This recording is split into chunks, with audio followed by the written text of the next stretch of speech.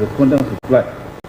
Its purpose is to raise answers to the defense or any fact which must be specifically pleaded and which have the effect of destroying the respondent's defense or make it not maintainable. The bottom line is that a petitioner is permitted by the first schedule to the Electoral Act 2022 to file a reply while the respondent to the petition has in his reply raised new issues of fact in the defense, which fact the petitioner has not dealt with in the petition. However, in doing so, the petition reply shall not introduce new facts, grounds, or prayers tending to amend or add to the contents of the petition. I've started the case of APC and PDP that petitions apply. It is therefore clear that paragraph 16.1 of the first schedule to the Electoral Act does not permit a petitioner in his reply to introduce or bring in any new issues or facts which ought to have been raised in the petition itself.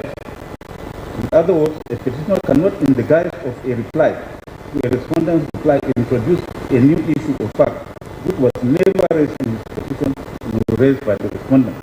To do that will amount amending or adding to the petition and also taking the respondent by surprise, because at that stage the respondent will not be in a position to react to such new issue or fact. It will therefore breach the respondent's fundamental right to fair hearing. Therefore, the petitioner is not permitted to repair or rehash his averments in the petition in such a way that it will amount to an amendment or restructuring or a reconstruction of the petition. See the case of Dingeti and Wamako citations of supply. With the step of the law as stated above at the back of my mind, I have endeavored to scrutinize the pleadings in the respondent respective replies to the petition. Vis-a-vis the specific paragraph of the petition replies complaint of. I start with the first respondent complaint. The first respondent complaint is against paragraph 2, 3, 4, 5, 6, 7, 8, 9, 10, 11, 12, 13, and 15 of petitioner reply.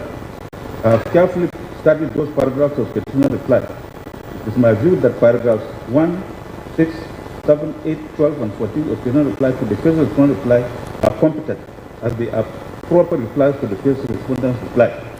However, paragraphs 2, 3, 4, 5, 9, 10, 11, 13, and 15 of the said petitioner reply are not competent, as they are either rehashed or facts pleaded in the petition, or they introduce and or add new facts to the petition. Being incompetent, they are hereby struck out. The complaint of the second respondent is against paragraph 1, 2, 3, 4, 5, 6, 7, 9, 10, 11, 12, 13, 14, 15, 16, 17, sub 1, 2, 3, and 4 and 5, 18, 19, 20, 21, 23, 24, and 25, part B of the petition reply to the second respondent's reply to the petition. I have carefully considered those paragraphs in the light of paragraph 16.1a and b of the first schedule to the Electoral Act 2022.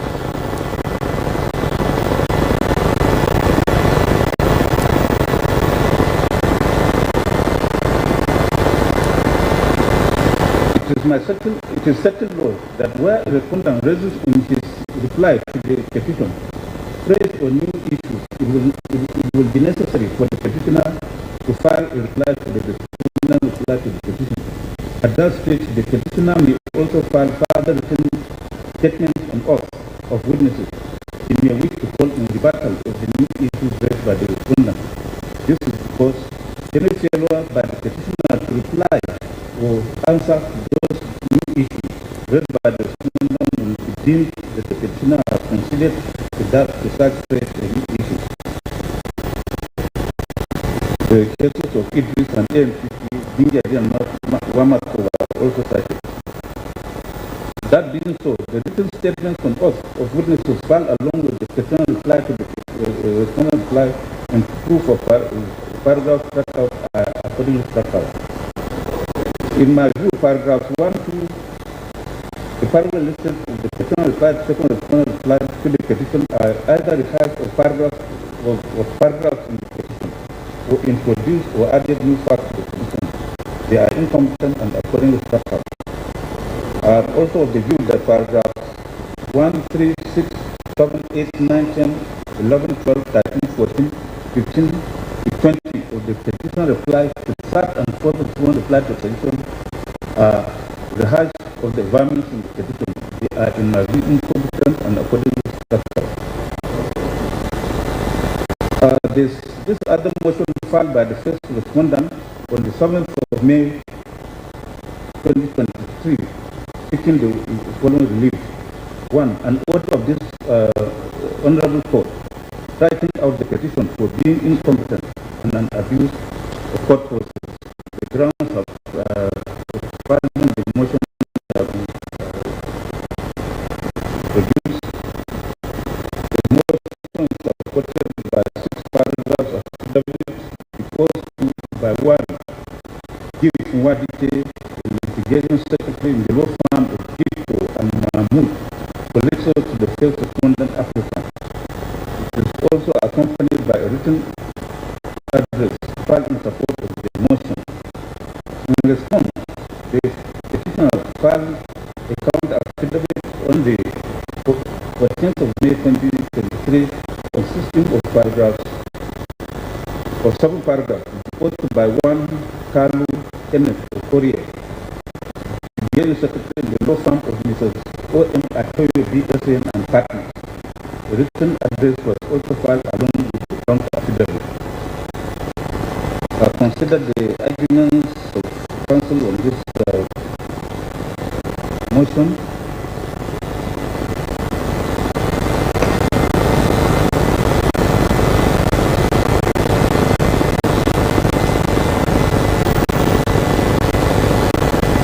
The third and fourth respondents also filed a similar motion on 12th of May 2023.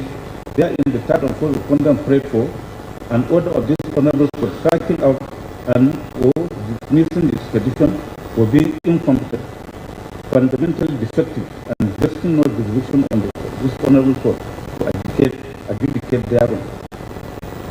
The grounds for the petition have been stated.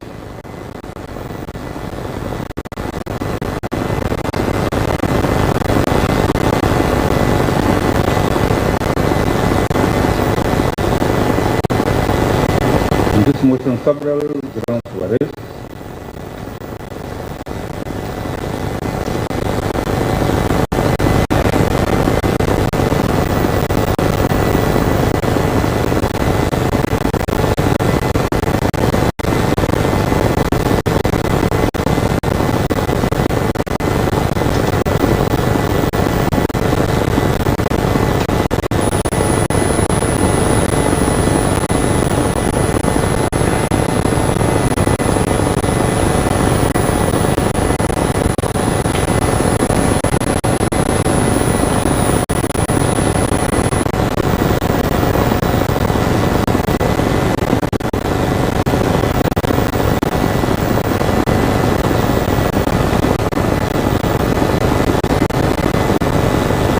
Now it is apparent that the sole ground of this petition is hinged on the qualification of the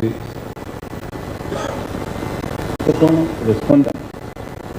The issue of qualification to contest an election for the office of President of Nigeria is a constitutional one.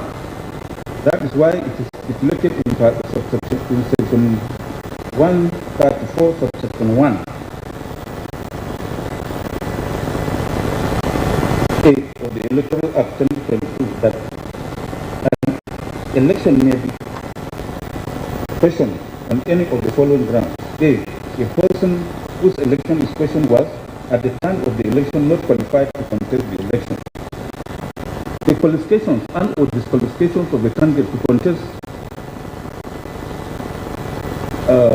contest an election for the office of President are stipulated in section 131 and 137 of the Constitution of the Federal Republic of Nigeria as amended. While the qualifications are inserted in section 131, the disqualifications are ingrained in section 137, subsection 1A(j) of the Constitution, supra. It is apparent, therefore, that the issue of qualification of the candidate to to contest an election could be a ground in an election petition, though it may also be ground of pre-election matter, where such issue of qualification or disqualification of the candidate arises from the primary election of the party by virtue of Section 285 of Section 14 of the Constitution. Where the issue of qualification or disqualification arises is an election or a pre-election matter, and an action on that issue must be instituted pursuant to Section 285, Section 11 and 14 of the Constitution. Upon you pick the pleadings in the petition, the issue of disqualification of the first respondent rests solely on the issue of the alleged invalid nomination of his running mate with the third respondent. The issue of invalid nomination is captured by paragraphs 18, 19, 20, and 21 of the petition. For proper understanding of the facts arm of that issue captured in paragraph 22, 23, 24, and 25. Disqualification, non-qualification of the third respondent is centered solely on the invalid or double nomination of the fourth respondent. However, it is the settled law that the issue of nomination of a candidate at an election is a pre-election matter. Therefore, the issue of qualification or disqualification can only be ventilated on the grounds enumerated in Section 131 or 137 of the Constitution. That is why Section 84, Section 3 of the Electoral Act 2022 stipulates that a political party shall not impose nomination qualification or disqualification criteria, measures, or conditions on any aspirant or candidate for any election in its constitution, guidelines, or rules for nomination of candidates for election, except as prescribed under Section 65, 66, 106, 107, 131, 137, 177, and 185 of the Constitution. 187. It therefore means that the conditions of qualification or disqualification are prescribed by under Section 131 and 137 in case of person contesting for office of president. That means that why it is alleged in an election petition that a person is or was not qualified to contest election to the office of president of Nigeria, as stipulated in Section 134, subsection 1A of the Electoral Act 2020. It is Section 131 and 137 of the Constitution of Nigeria that are applicable. See the cases of PDP and ANIC, Kaki and PDP, Ucha and Unwe, and Captain Idris, Wada and others, Yahya and others, all citations surprise. That's why election has been conducted and result declared. Such election cannot be questioned on grounds of qualification under Section 131 and 137 of the Constitution in the case of a presidential election. This postulation is supported by Section 134, subsection 3 of the Electoral Act, where it is stipulated that, with respect to subsection 1A, a person is deemed to be qualified for an elective office, and his election shall not be questioned on grounds of qualification if, with respect to the particular election in question, he meets the applicable requirements of Section 65, 106, 137, or 177 of the Constitution, and he is not, as may be applicable in brief of Section 66, 107, 137, or 182 of the Constitution. As stated earlier, the applicable provisions are Section 131 and 137 of the Constitution. It is clear from the plenitude of the pleadings in this petition that the facts grounding the petition's claim of disqualification or non-qualification of the third and fourth respondents is seen on double and invalid nomination of the first respondent. I had pointed out earlier in the course of this ruling that the issue of qualification or disqualification of a candidate at an election is strictly the requirement of the Constitution. That it was held in the case of Al-Hassan and another versus Ishaku and others, citation supplied a court by virtue of the provisions of Section 138 sub 1A of the Electoral Act. The tribunal's power to decide whether a person is qualified to contest an election is restricted to establishing the requirements of Section 177 and 182 of the Constitution against the adverse party, and election tribunal has no jurisdiction to inquire into the primaries of a political party. Close of court. It is apparent, therefore, that issues of nomination or sponsorship of candidates by political parties come under pre-election matters and should be disputed and determined before the conduct of the election.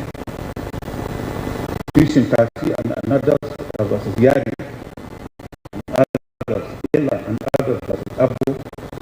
That being so, the ground of election petition questioning the election of a person duly qualified to contest such election as required by the Constitution cannot be sustained, while it is predicated on nomination or sponsorship of such candidate. Therefore, a petitioner who relies on non-qualification of his opponent to nullify the election must bring the facts of such non-qualification within the ambit of Section 131 and 137 of the 1999 Constitution. I have noted that the petitioner respondent sought to tie his complaint of non-qualification to Section 141 of the 1999 Constitution. That provision stipulates as follows. Quote, in any election to which the foregoing provision of this part of this chapter relate, a candidate for an election to the office of president shall not be deemed to be validly nominated unless he nominates another candidate as his associate from the same political party for his running for the office of president, who is to occupy the office of vice president, and that candidate shall be deemed to have been duly elected to the office of vice president if the candidate for election to the office of president who nominated him as such associate is duly elected as president in accordance with the provisions of aforesaid. I am of the view that the above cited provision of the Constitution does not create additional qualifications or disqualifications for a candidate contesting for the office of president of Nigeria. Furthermore, Section 142 of the 1919 Constitution, read along with Section 141 of the state Constitution, create the offices of president and vice president. Section 142(1) is a specific provision donating power to the president to nominate a person as his associate to occupy the office of the president.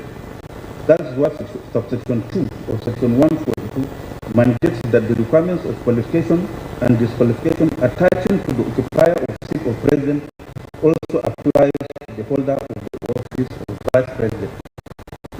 It is therefore my view that Section 142, subsection 1 of the Constitution does not introduce the issue of nomination or sponsorship of vice president so as to enlarge the scope of qualifications or disqualifications applicable to the seat of president.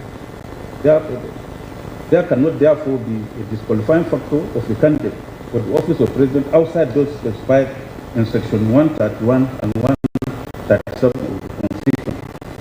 It can safely be said that those provisions have sufficiently and conclusively covered the field until there is an amendment to the Constitution.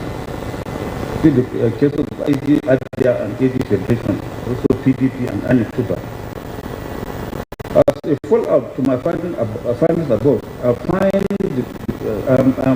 hold the firm view that the issue of nomination or sponsor before the respondent being a pre-election matter ought to have been ventilated by the petitioner before the Federal High Court, as this court has no jurisdiction to deal with the matter.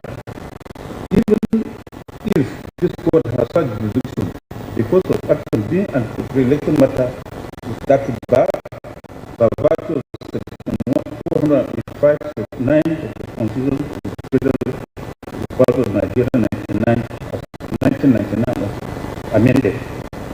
Having found as above, it is my view that the two motions filed by the first respondent and third and fourth respondents on 7 May 2023 and 12 May 2023 respectively have no merit.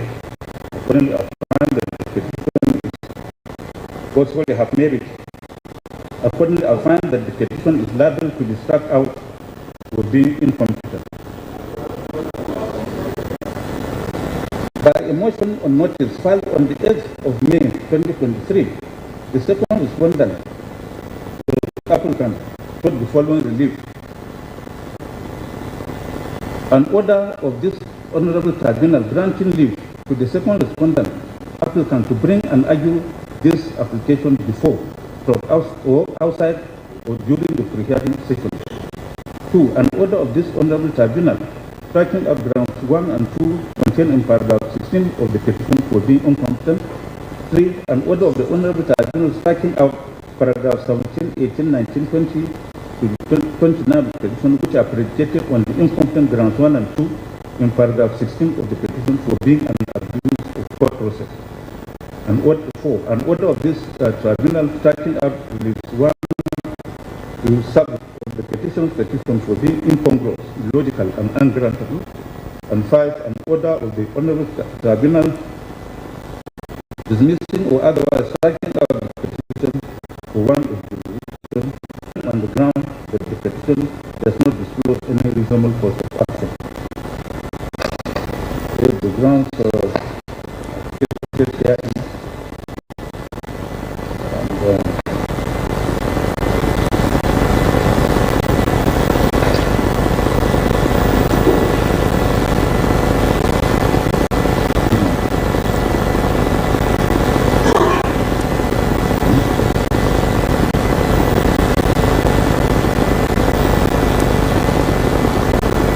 I've considered the arguments of counsel which I have summarized in this ruling. It will be seen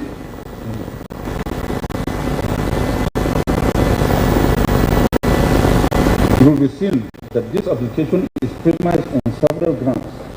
The first is that the grounds of the petition are incompetent. This is premised on the erroneous argument of the several respondents of applicants that the grounds for the petition are as stated in paragraphs 16 of the petition. The careful perusal of the petition will disclose as follows: that your petitioner states that the ground upon which this petition is presented is that the third respondent was at the time of the election not qualified to contest the election. The averments in paragraph 16 as unequivocal caption deal with the facts of the petition. This ground for the objection to the contents of this petition therefore lacks substance and is accordingly discountenance. The second ground for the objection is that the petition is an abuse of court process.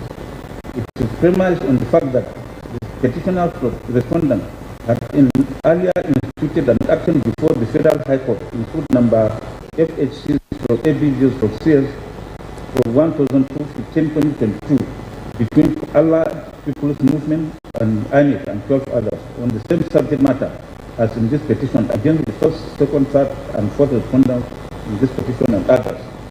It was however disposed in paragraph 3M of the current affidavit filed by the petitioner in opposition to this application that the matter was not determined on the merit by the trial court, who referred the matter to the Court of Appeal for interpretation. That in any case, the matter had since lapsed in 180 days for determination by law, being a pre-election matter. It is tried law that abuse of court or judicial process simply means the use of a court process malafide or in bad faith to the annoyance of the opponent. One variety of it is the institution of multifarious actions between the same parties with regard to the same subject matter and same issue in the same or another court. A quick look at the originating summons in suit number FHC/ABJ/CS 1275/2022 will show that same was instituted in the Federal High Court, Abuja, on 27th day of July 2022. Being a pre-election matter, it ought to have been determined within 180 days, as required by Section 285, subsection 10 of the 1999 Constitution. It therefore means that it lapsed by January 2023, about a month the election in question was conducted.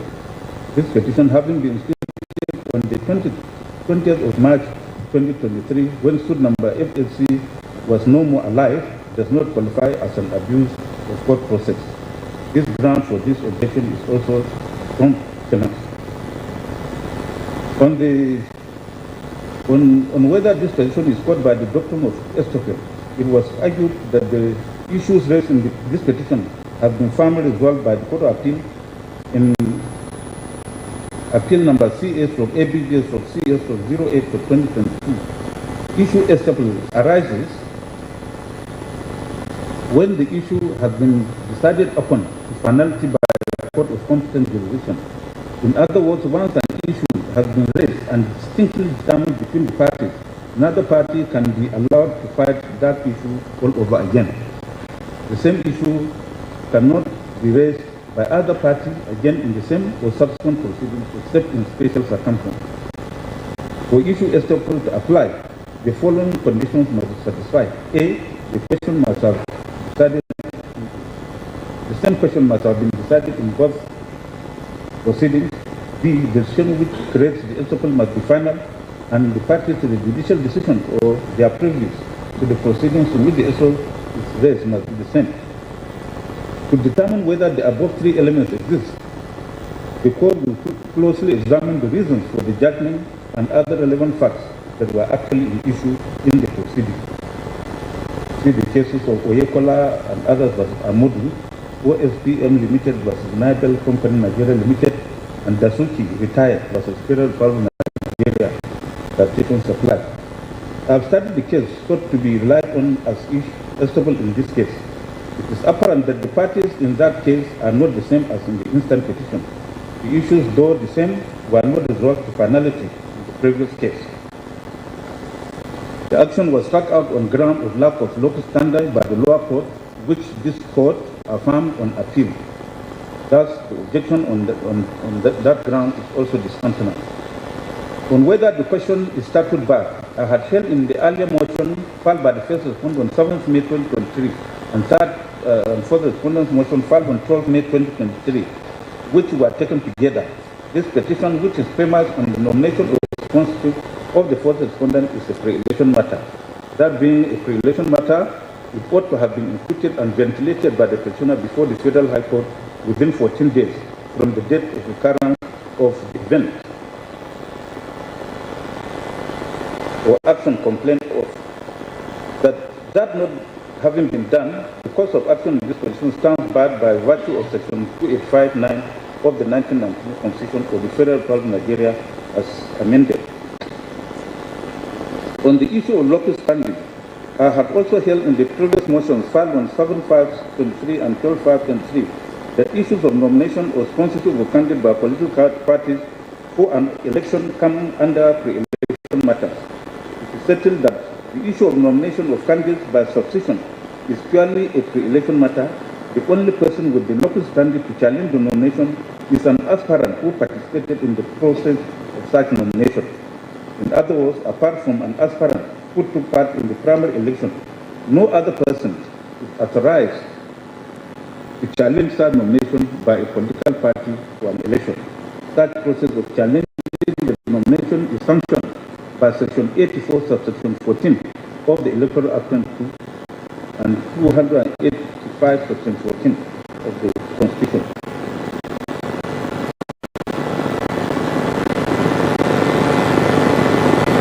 Shinkafi and another versus Abdul Aziz Ayari and Al Hassan another and Ishaku.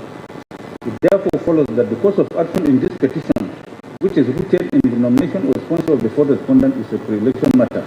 Being a pre-election matter, the petitioner herein has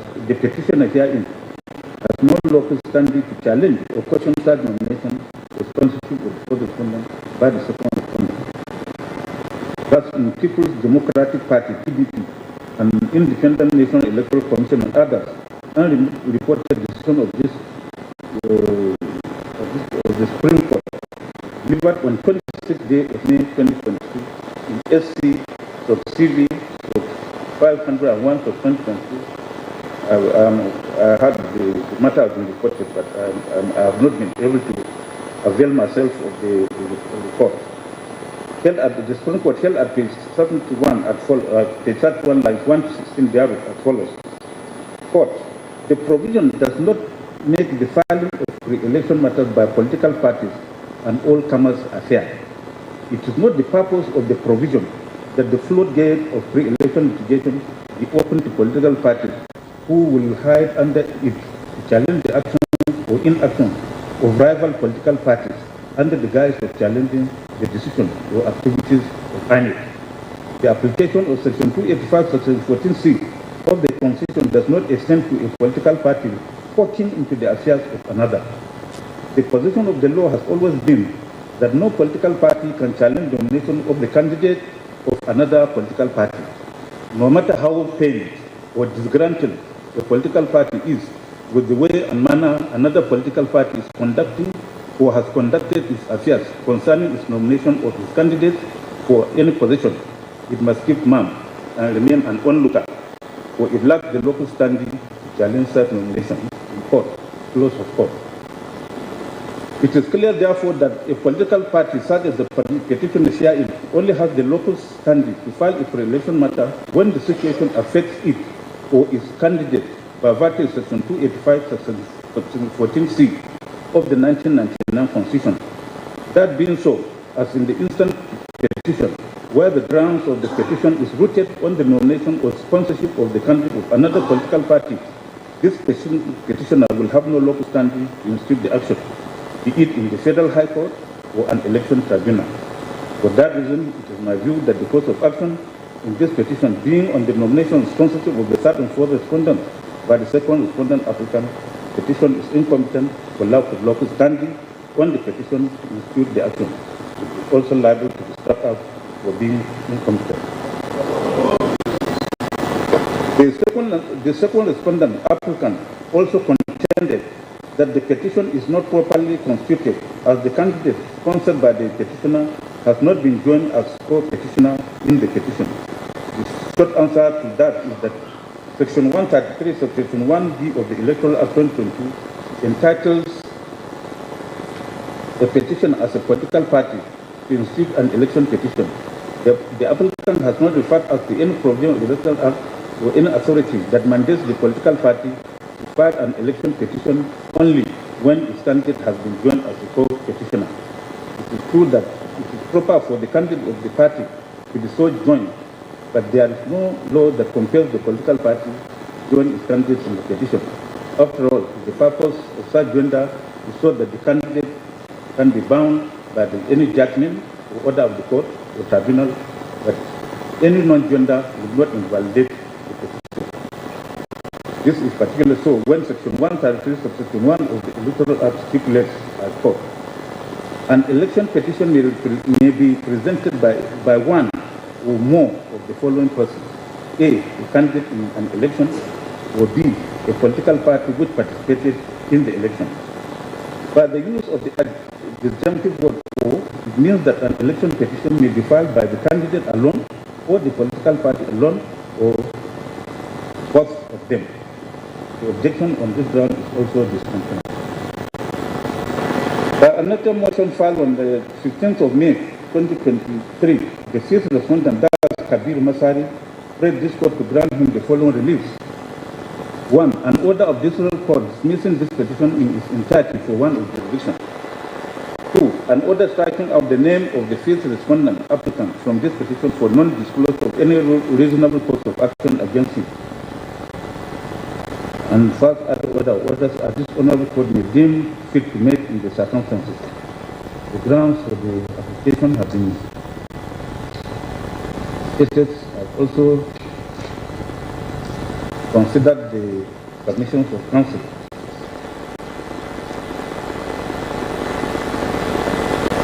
Now, Section 133. Section 133 of the Electoral Act defines persons who are necessary parties in an election petition. Generally, necessary respondents in an election petition are the persons whose election or return is complained of and the electoral body that conducted the election. See Section 133, Subsection 2 and 3 of the Electoral Act 2022. Those are what are termed statutory respondents. It should be remembered that election petitions are sui generis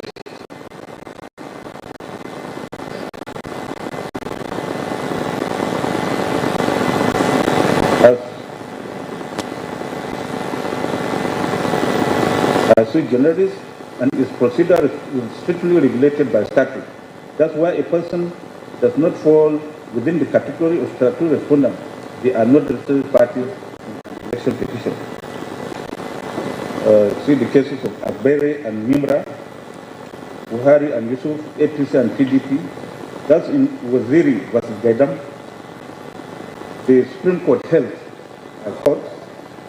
From the above, I have no difficulty in going along with the submissions of the respective council for the respondent that Section 137 sub 2 and 3 of the Electoral 2020 has no room for the joinder of the first respondent who neither won the election nor performed any role as electoral officer or agent of the third respondent in the election petition challenging the result of such an election, and even no relief was claimed against the said fifth respondent, and indeed he had nothing to gain or lose in the petition aforesaid. Close of court. Indeed, a holistic reading of the facts of this petition does not disclose any complaint against the fifth respondent. The only fact that relates to the fifth respondent relevant to the petition is the act of withdrawal of his candidacy as the running mate of the third respondent. That is an act that occurred within the election period, therefore cannot amount to any act done by the fifth respondent at the election. It cannot therefore ground any complaint by the petitioner against the fifth respondent in an election petition. It may be relevant in a pre-election matter, but not in an election petition. It is therefore my finding that there is no any claim on the fifth respondent. In other words, the relief sought in the petition will not in any way affect the fifth respondent, as he did not participate in the petition either as a candidate or agent of the second respondent, and no declaration was made in his favor by the first respondent. In that respect, I hold that the objection of the fifth respondent on this ground has merit. Accordingly, I order that the name of the fifth respondent be struck out of this petition. These are the rulings in respect of the petition number 4. I will now go to the main petition itself. So, after the pre-hearing session, hearing on the petition opened and closed on the 21st of June 2023, the petitioner called one witness and closed his case. None of the respondents called any witness, but tendered some documents from the bar, and the petition was adjourned for adoption of written addresses. Parties then filed on sub-written addresses as directed by this court, and same were adopted on the 14th of July 2023. The matter was then adjourned for judgment. The first respondent's written address was filed on the 30th of June 2023. Therein, 4 issues were raised for determination as follows.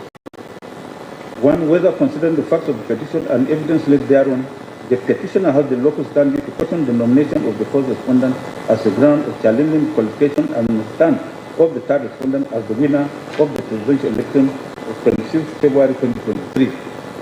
2.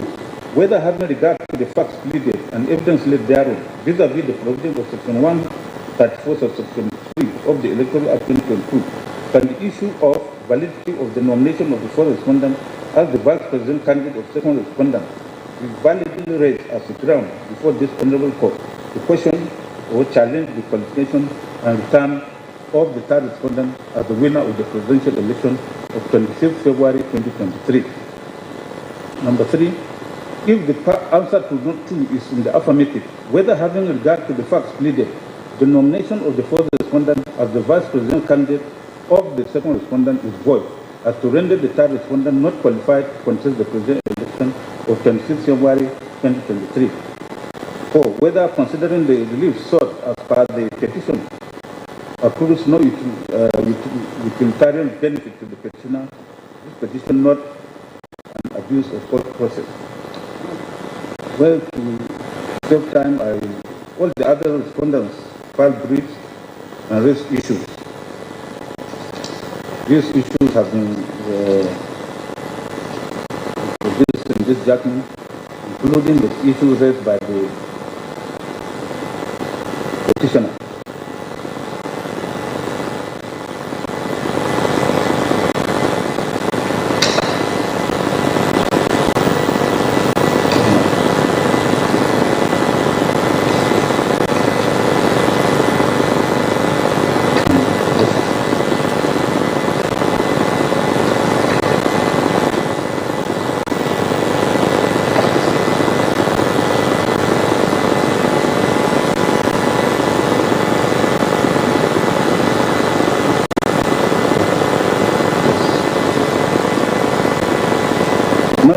apparent from the advance in the petition, the oral and documentary evidence, and the submissions of counsel, that this petition is grounded on the disqualification of the third respondent to have contested the presidential election of 26 February 2023. This is evident in paragraph 15 of the petition, wherein the petitioner pleaded that, I had read it earlier. This is further explained as emanating from the non-qualification of the first respondent to have contested the election as the vice president candidate of the second respondent. It is specifically pleaded in paragraph 17 of the petition as follows. Your petitioner states that the fourth respondent was not qualified to jointly contest with the third respondent for the presidential election held on 26 February 2023, having been purportedly nominated by the second respondent as its candidate for more than one office. The specific reasons for questioning the qualification of the third respondent have been pleaded in paragraphs 16.1 and 2 of the petition as follows. Those paragraphs have been reproduced. If you get the judgment, you will see it there. So a combined reading of paragraphs 15, 16, and 17 of the petition, coupled with the particulars thereof, show clearly that the petition is premised on non-qualification of the fourth respondent. I find it necessary to state that the grounds for questioning the return at an election are stipulated in section 135 or section 1 of the Electoral Act. That has been introduced earlier.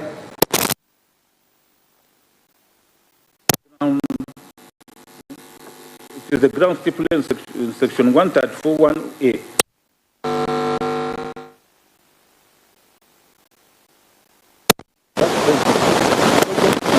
That they are not qualified to have contested the said presidential election. I have considered paragraphs 18, 19, 20, 21, 22, 23, 24, 25, 26, and 20 of the petition as relevant for the termination of the petition, which paragraphs have been reproduced in this judgment. In response, the first respondent, that's INEC, filed a reply to the petition where it was averred in paragraphs 14, 15, and 16 of the first respondent reply to the petition as follows, which has also been reproduced.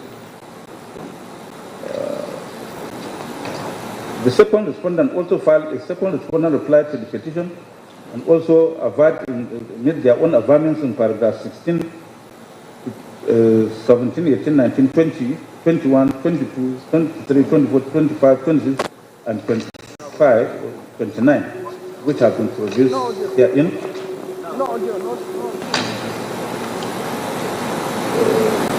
So from the totality of the pleadings in the petition and the replies of the respondents, what appears from the complaint of the petitioner is that the fourth respondent, while still a candidate of the second respondent for Borno's Central Senatorial District, was nominated and did accept to be the vice president candidate of the second respondent. That this act violated the provision of Section 35 of the Electoral Act 2022 as it amounted to the double nomination. That in the circumstances, his nomination as an associate of the second respondent for the presidential election is void. That the result is that the third respondent was disqualified from contesting the election because he did not have a validly nominated running mate at the time of the election. The petitioner relied on Section 131 and 142(1) of the 1999 Constitution for his postulation. Section 131 and 142 sub 1 of the Constitution of Federal Republic of Nigeria as amended stipulate as follows. A person shall be qualified for election to the office of president if A, he is a citizen of Nigeria by birth, B, he has attained the age of 40 years, C, he is a member of a political party and is sponsored by that political party, and D, he has been educated up to at least school certificate level or its equivalent. 142(1). In any election to which the foregoing provision of this part of this chapter relate, a candidate for an election to the office of president shall not be deemed to be validly nominated unless he nominates another candidate as his associate from the same political party for his running mate for the office of president, who is to occupy the office of vice president, and that candidate shall be deemed to have been duly elected to the office of vice president if the candidate is for election to the office of president who nominated him as such an associate is duly elected as president in accordance with the provisions aforesaid. The general principles of interpretation of the Constitution, which is the supreme law of the land, is that mere technical rules of interpretation of statutes are to some extent be avoided in a way as not to defeat the principles of government. Thus, where the words used are clear and unambiguous, a literal interpretation should be applied. In the interpretation, therefore, the provisions of the Constitution are to be accorded holistic interpretation so as to avoid ambiguity and arrive at the true intention of the legislature. The court must limit itself to the words used in the Constitution without resort to any external aid or materials. See the cases of Sani and President Federal Republic of Nigeria, Amadi and Ani, and Agi and PDP and others. Thus, in Wike Ezonwo Nwesom, Honorable Dr. Dakuku, Adol, Peter Side, and others, the Supreme Court observed that, I quote, the principle of conception of the Constitution to the effect that the Constitution is a living document, not just a statute, providing a framework for the governance of a country, not only for the present, but for generations yet unborn. It was held that in construing the Constitution, and due regard must not be paid to merely technical rules, because in doing so, the objects of the provisions as well as the intention of the framers of the Constitution will be frustrated. Courts have always been encouraged to adopt a broad and liberal spirit in interpreting the provisions of the Constitution while constantly bearing in mind the object which such provisions were made to serve, close of court. That being so, where the Constitution has stipulated the qualifications to be attained by a person contesting or seeking to contest for any elective office created by the Constitution, the courts cannot create or import into the Constitution any other qualifying or disqualifying factor.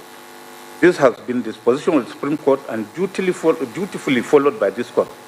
It has therefore been held that qualification or disqualification of candidates to contest election is exclusively determined within the context or scope of the Constitution, and that nothing can be added to it.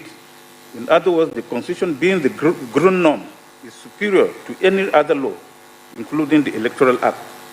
Therefore, where the Constitution has qualified a person or candidate to contest an election, no other law except the Constitution itself can disqualify him.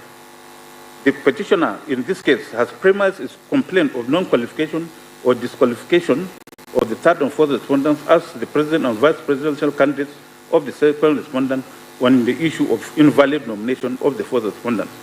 That the fourth respondent, while still the senatorial candidate of the second respondent for the Borno Central District, allows himself to be nominated as the vice presidential candidate of the second respondent for the same election.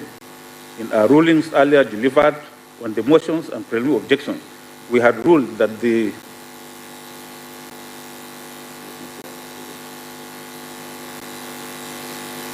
petition grounded solely on the issue of invalid nomination or improper nomination is not a cognizable ground of disqualification under the Constitution. In other words, the claim in the petition that the third respondent was not qualified to contest the presidential election because he nominated an associate whose nomination was invalid does not flow from any ground of disqualification of the candidate to the office of president as stipulated in section 131 and 137 of the 1999 Constitution. See the cases of Balewa and Muazu and Faleke and Ainik, Tazu versus Iorea. Then in Shinkafi versus Yari, the Supreme Court held that the Supreme Court has listed in section 182, section 182 very exhaustively all the issues that can qualify a person from contesting the office of governor of a state. From the record of this court, the facts have not disclosed any evidence to show that the first respondent was not qualified to contest elections into the office of governor of Zamfara State. It is my view that once a candidate sponsored by his political party has satisfied the provisions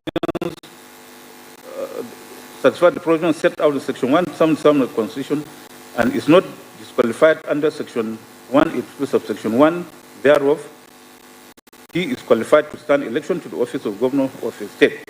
No other law can disqualify him. This authority can apply mutandis to section 1831 and 137 of the Electoral Act. It has not been contended by the petitioner that either the third or fourth respondent is trammeled by the provisions of section 131 or 137 of the 1999 Constitution.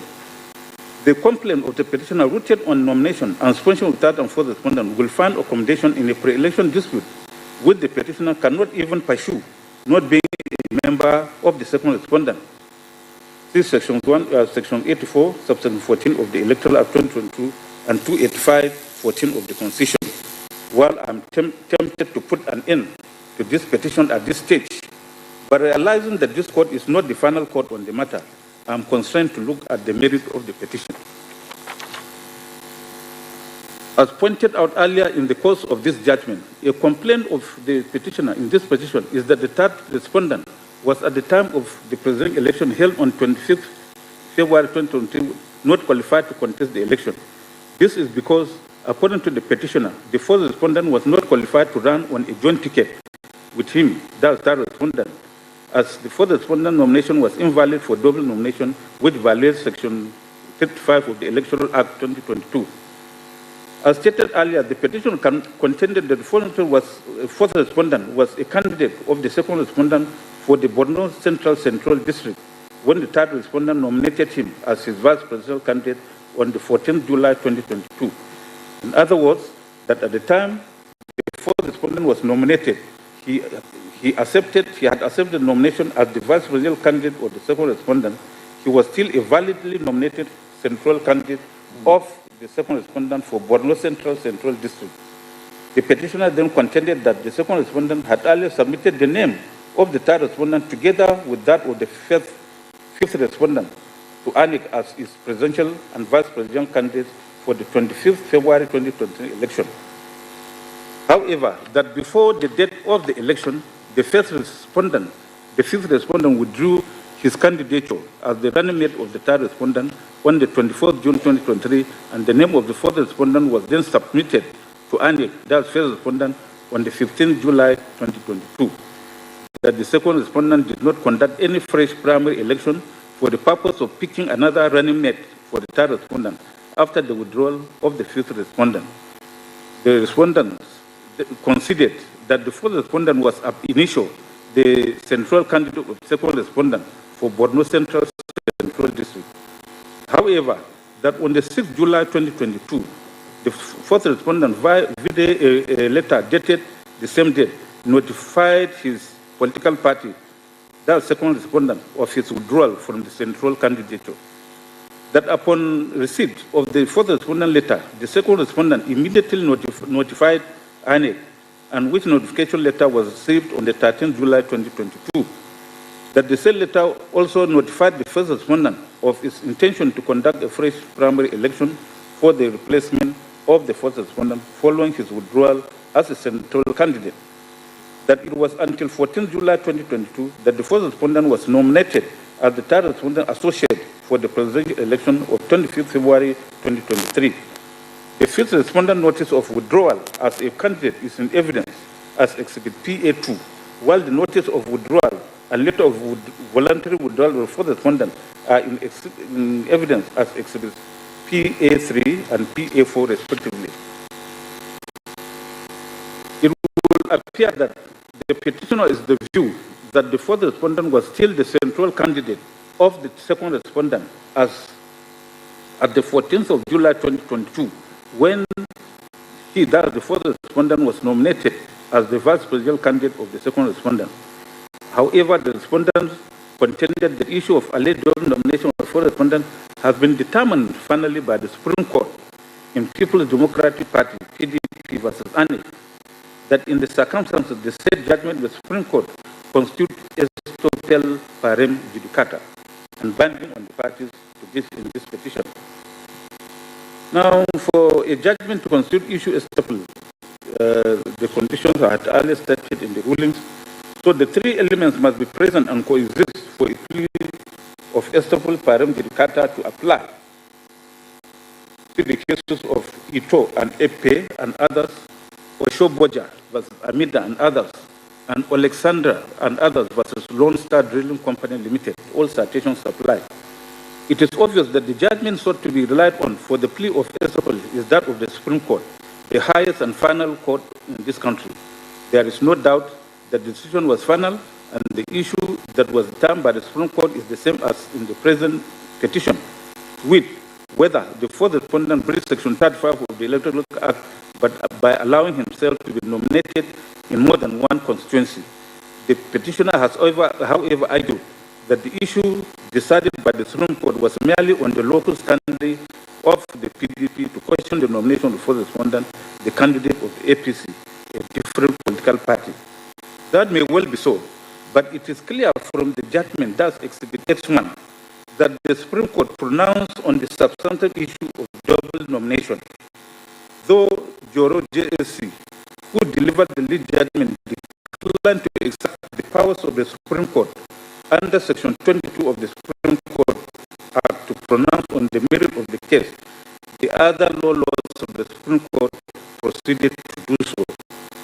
It is settled law that a contributory or concurrent judgment has equal weight as the lead judgment. It is part of the lead judgment and therefore has the same force and binding effect. The mere fact that a concurring or contributory judgment contains what is not in the lead judgment will not whittle down its binding effect. Thus, in Olu Fairback and others versus Abdul Rahim, my Lord Fabi JSC said, a court, a concurrent judgment has equal weight with or as a lead judgment. A concurrent judgment complements, edifies, and adds to the lead judgment when the justice adds to its certain fact aspects which the writer of the lead judgment did not remember to deal with. Insofar as a concurrent judgment performs same or all the above functions, it has equal force with or as the lead judgment insofar as the principles of stare decisis are concerned. Of course. Now it is apparent that the parties in Exhibit X1, PDP and ANI and other supra are not the same as in the present petition. The earlier decision, though, involved the first, second and fourth respondents. The present petitioner was not a party in that case. That is why it was argued by the petitioner herein that Exhibit X1 cannot operate as to stop it from litigating the issue of double nomination of the fourth respondent. The respondents have responded that the judgment in PDP and Annex Exhibit X1 is a judgment in rem as opposed to judgment in personam. In law, a judgment in personam is a judgment against persons who are parties or privy to the particular suit or proceeding alone. It is referred to as judgment inter partes. It is a judgment binding on the parties to the action alone. A judgment in rem, on the other hand, is a judgment that determines the status of a person or thing as distinct from the particular interest of a party to the litigation. It is referred to as judgment contra mundum, binding on the whole world. It is therefore binding not only on the parties to the dispute, but even non-parties. Therefore, once the status of a person or thing has been pronounced upon by a court of competent jurisdiction, no person is permitted to assert the contrary of what the court has decided. See Black's Law Dictionary, 11th edition at page 1008. Demishola versus Bolarinwa, Yanati Petrochemical Limited and EFCC. Then Ladi Jobi and others versus Oguntayo and others. Citation supply. It is no doubt that the judgment matter in PDP and any others X1 was in respect of the alleged double nomination of the first respondent as the vice president candidate of the second respondent in the 25th February 2023 presidential election. That is the same issue raised in this petition as grounding the disqualification of the third and fourth respondent in this petition. Pronouncing on the issue in this case, in the contributory judgment, my Lord Okoro JSC, who presided on the panel of the Supreme Court, held as follows, I quote, There is no doubt that the fourth respondent was at a stage nominated as a candidate representing Borno Central District, but upon being muted, he would pair with the third respondent as vice presidential candidate of second respondent, All Progressive Congress, APC, in the 26th February 2023 general election. He withdrew his candidature for the Senate before taking up the position of vice presidential candidate. Documents in the record attest to this fact. These are APC.1, APC.2, which were made on the 6th and 10th of July 2022, respectively, close of court. After considering those documents, His Lordship concluded at page 7 of the control judgment that, quote, it is crystal clear that the two exhibits alluded to above, the fourth respondent did the needful by resigning his position of senatorial candidate for Borno Central District since 6 July 2022, before being nominated by the third respondent to run alongside him as vice presidential candidate of All Progressive Congress, close of court. My Lord Okoro went on to, after citing section 31 of the Electoral Act 2022, held at page 8 of his contradictory judgment at the court. The above provision of the Electoral Act 2022 was duly complied with by the respondent.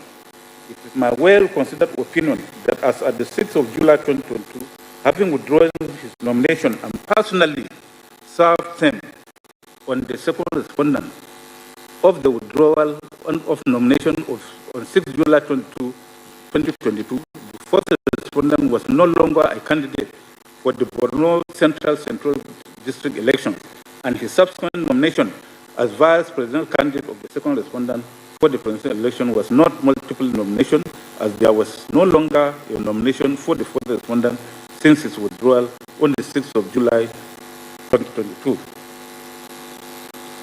I have also cited the elaborate contribution of His Lordship Ajim JSC.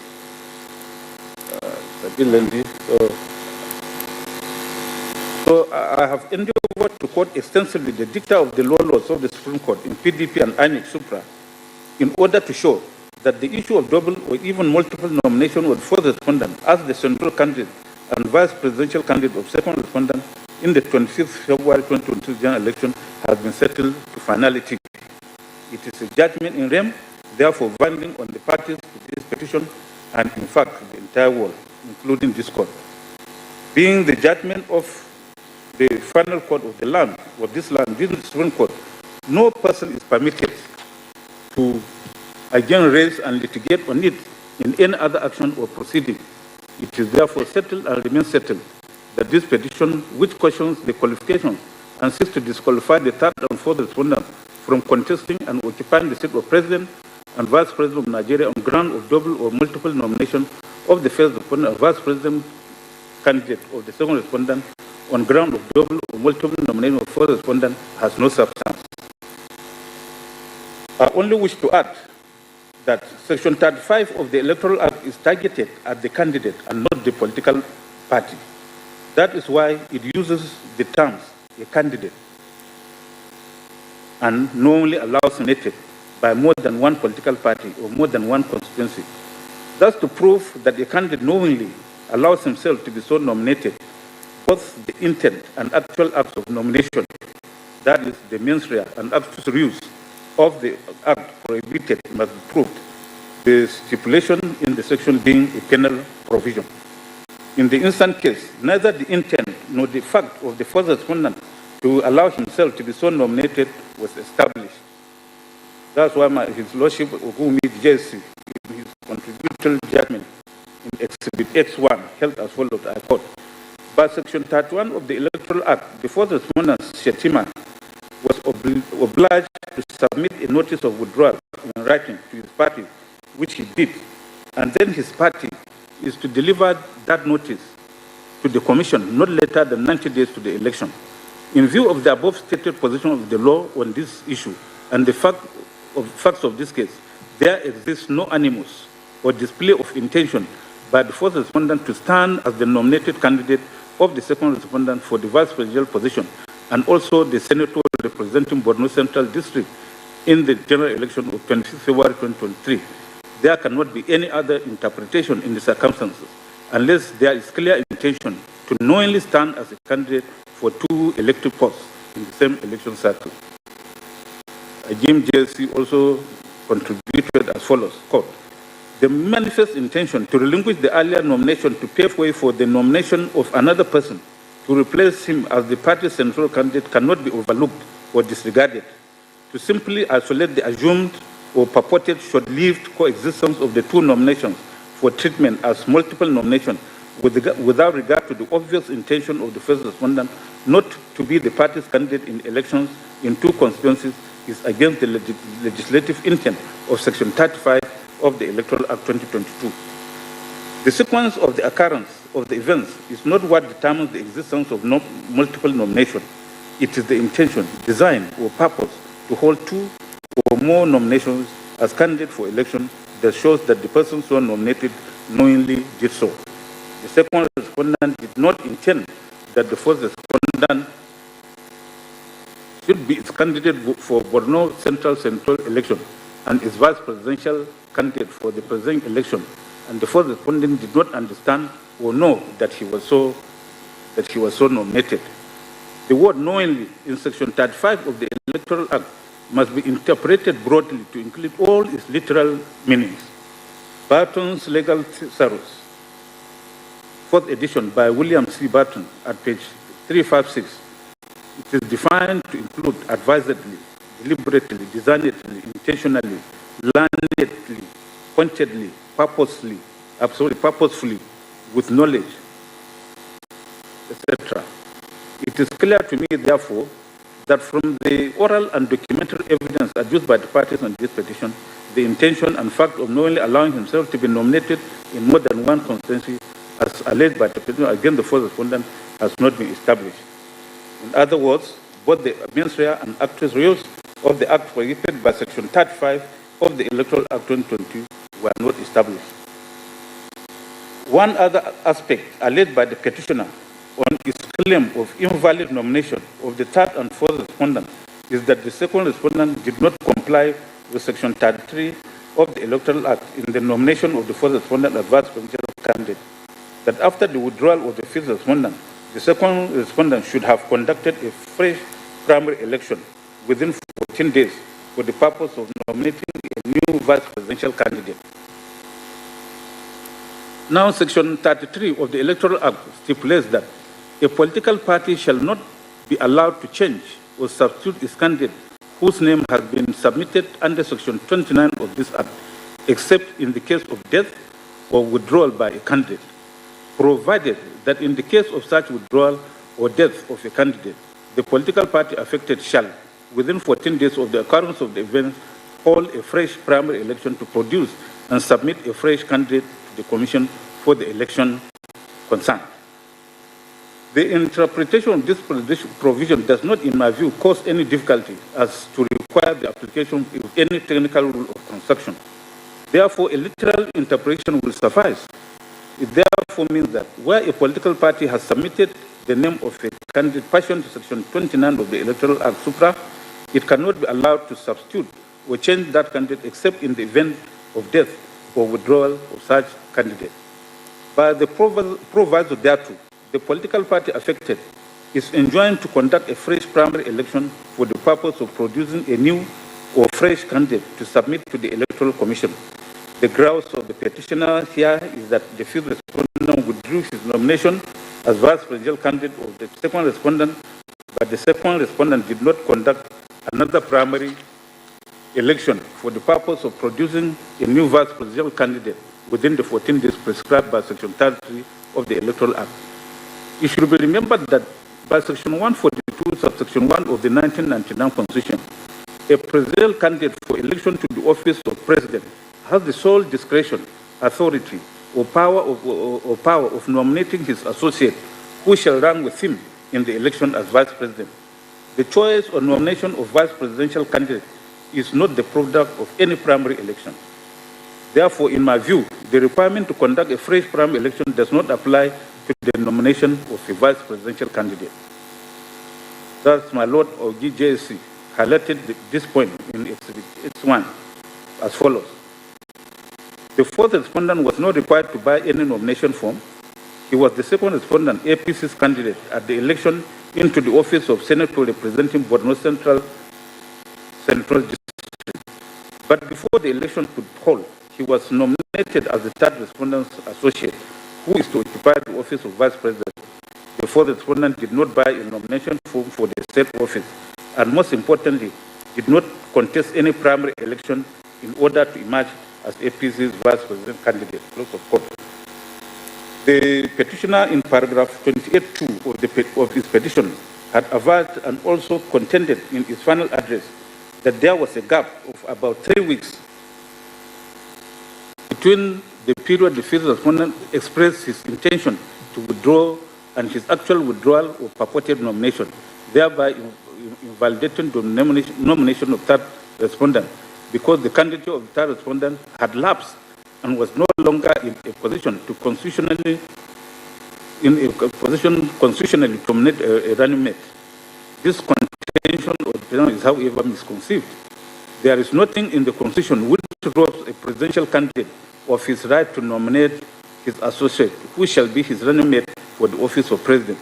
There is also nothing that invalidates the nomination of a new associate by a presidential candidate as his running mate after the withdrawal of a previous associate, so long as the nomination of the new associate was submitted to the first respondent 90 days before the election, as mandated by Section 31 of the Electoral Act 2022. This contention of the petitioner is therefore discountenanced. It is therefore my view that, that the position of a person as vice president candidate not being subject to a primary election, the provision of Section 33 of the Electoral Act 2022 would not apply. On that note, I hereby hold that the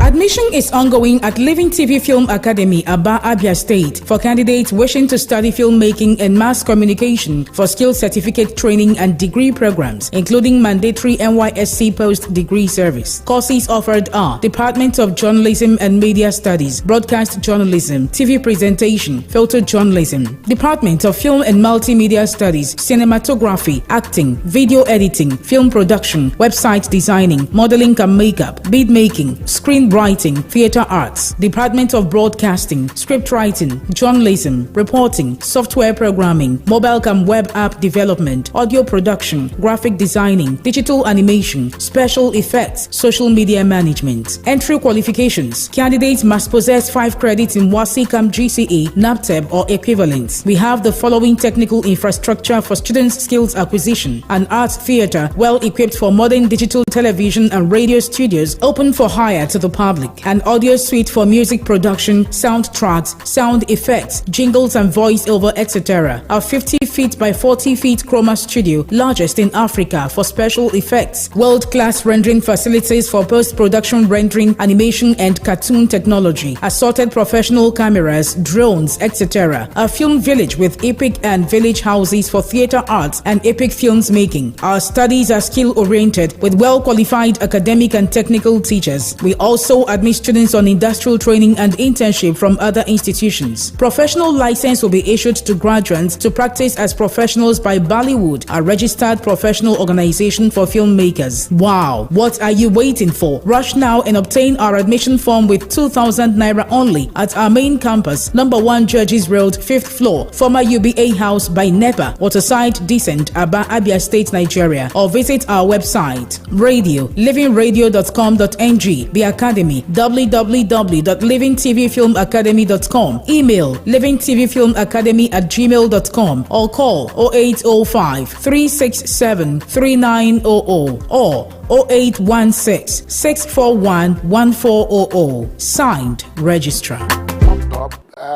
To the effect that was this a unanimous decision, or was this a split decision, and therefore if it was a late judgment that His Lordship was reading, and His Lordship's response was that the 4 brother justices who are sitting on this petition will equally deliver there. So perhaps that's when we'll have a clearer idea whether it's a split or a unanimous decision. So back to the studios here, Ezenwa Wango and Professor Edoba Amorige, you followed the proceedings so far.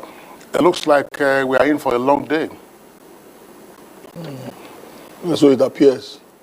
Now that we have had from one of the justices, and we have 4 more to go. If we go by the length of the first decision, then of course we really have a long way to go. But nevertheless, we now have an idea of what the Islami is thinking, or his verdict is concerning one of the issues canvassed during the trial, and that is the issue of double nomination. And as you had the court's view, or the judge's view, is that amounts to a pre-election issue, which the election court cannot adjudicate pursuant to the provision in the Constitution, specifically Section 285, that says that only the Federal High Court can adjudicate upon such a matter. So that's where we are now. We have heard from him. We're going to wait to hear from the other justices. All right. Thank you very much, Professor Merige. Ezenwa Wango, I'm just talking about the duration. It's a long haul ahead. Well, we're here. I think today is dedicated to these judgments. Whether it's long or short, we're here. We'll see through it. And I think what's important is that Nigerians are interested in finding out at least some relative closure around this whole litigation and all of that. And since the ball has been set rolling by Justice Samani, I don't think that the other judges will be this lengthy. I think they would either go straight to, because any rehash, if they are going to do the same rehashing which of what Justice Samani has done, then that may be. But I'm sure they are also conscious of time and may not want to take us through this long hog. Okay, Ezenwa, thank you very much. We are trying to get our correspondent, who is also the head of judicial desk, Dele Atumbi, who is at the court premises, and in fact, inside the courtroom, but he just stepped out of the courtroom. Once we're able to establish, all right, he's there. Dele, if you can hear me, Dele, if you can hear me, give us a sense of what has transpired in the courtroom. At least some of the summaries that you have transmitted to us have also been on our screen. But I want to ask you a question, and then you get back into the details of what has transpired. Who is in attendance. Some of the faces we have seen, but others we haven't quite seen. The Vice President, who was returned as Vice President, Kashim Shettima, we've seen him there. Atiku Abubakar of the PDP and Peter Obi of the Labour Party, are they also in the courtroom, and who else is there? You say at this point that the Vice President of the Federal Republic of Nigeria, Kashim Shettima, is a court, and some other governors are here. Opus Odima of Imo State, the governor of Ekiti State, and some other governors are equally here. The Bauchi State governor is equally here. And while they were inside the court, there were many things that transpired at that time. The Allied People's Movement matter had been dismissed, and it is unanimous. It is a unanimous judgment that had been given on this matter, and there are certain things that were equally discussed. One, that the process was an abuse, that the petition itself was an abuse of court process. And for that reason, the court has equally said that nomination of a candidate is and sponsorship is a pre-election matter, and for that the court lacked jurisdiction to entertain the matter, and the matter was dismissed on the ground of lack of jurisdiction on this matter. And don't forget that one of the things that Justice, the lead justice said was that the abuse of court process should not be entertained by the court, and that was one of the reasons that the matter lacked merit. The petition lacked merit, and it was dismissed on the basis of the fact that two things: for lacking the merit and for the fact that the court lacks jurisdiction, because those two issues, sponsorship of a candidate and the qualification, is a pre-election. They are pre-election matters.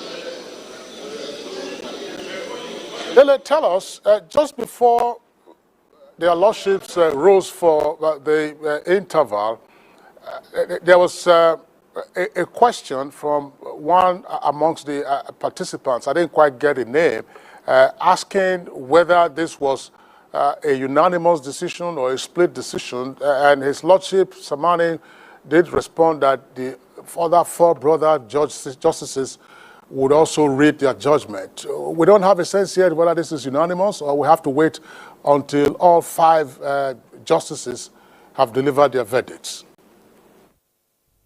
He said it before we left the courtroom that they all concord. It was a concordance of every one of them participating on that panel. It was a concordance. They agreed on that. It was a unanimous judgment, not a split judgment at this point in time. So the issue of APM matter had been dismissed, and the court is functus. It cannot come to it any longer. That's useful to understand, but of course there are still other aspects of the decision which the court will return to. In a sense, how much more do we have to still hear? But there's the issue of whether a person or a candidate to be declared winner of a presidential election must score 25% of the lawful votes cast in the Federal Capital Territory. That's a matter of the cards, I imagine. Let me equally say this.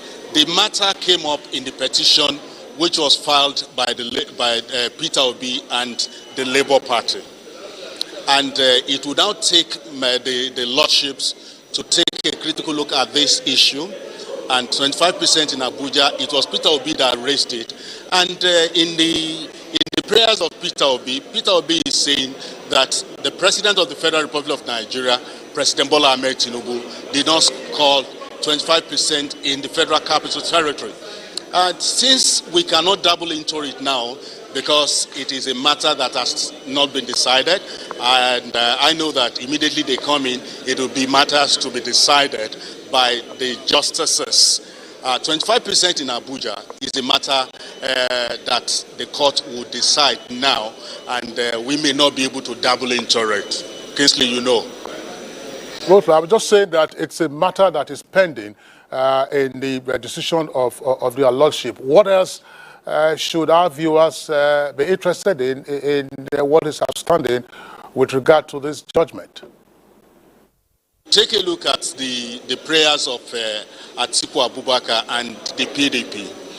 What they are alleging is that the President of the Federal Republic of Nigeria, at the time of his declaration and return, that he was not qualified to stand in for the election. It's a matter which the court will call it decide, and and I don't want us to dabble into it too much. Atiku Abubakar is equally asking the court in one of his prayers to declare him as President of the Federal Republic of Nigeria. One of his prayers. Another prayer of Atiku Abubakar is for a rerun between him and President Bola Ahmed Tinubu. Whether the court will grant it or not, it is a decision of the court, and it's at the discretion of the court. What we now know from the decision by His Lordship Samani is that the petition of the APM has been dismissed, and that petition related essentially to the allegation of double nomination. So that's one matter that has been sorted out. Others remain to be decided upon by their lordships, and that will happen when they reconvene. Is that correct? That's correct, because if you take a look at Section 35 of the Electoral Act, it's talking about double nomination or multiple nomination, and the court, it is now a settled law.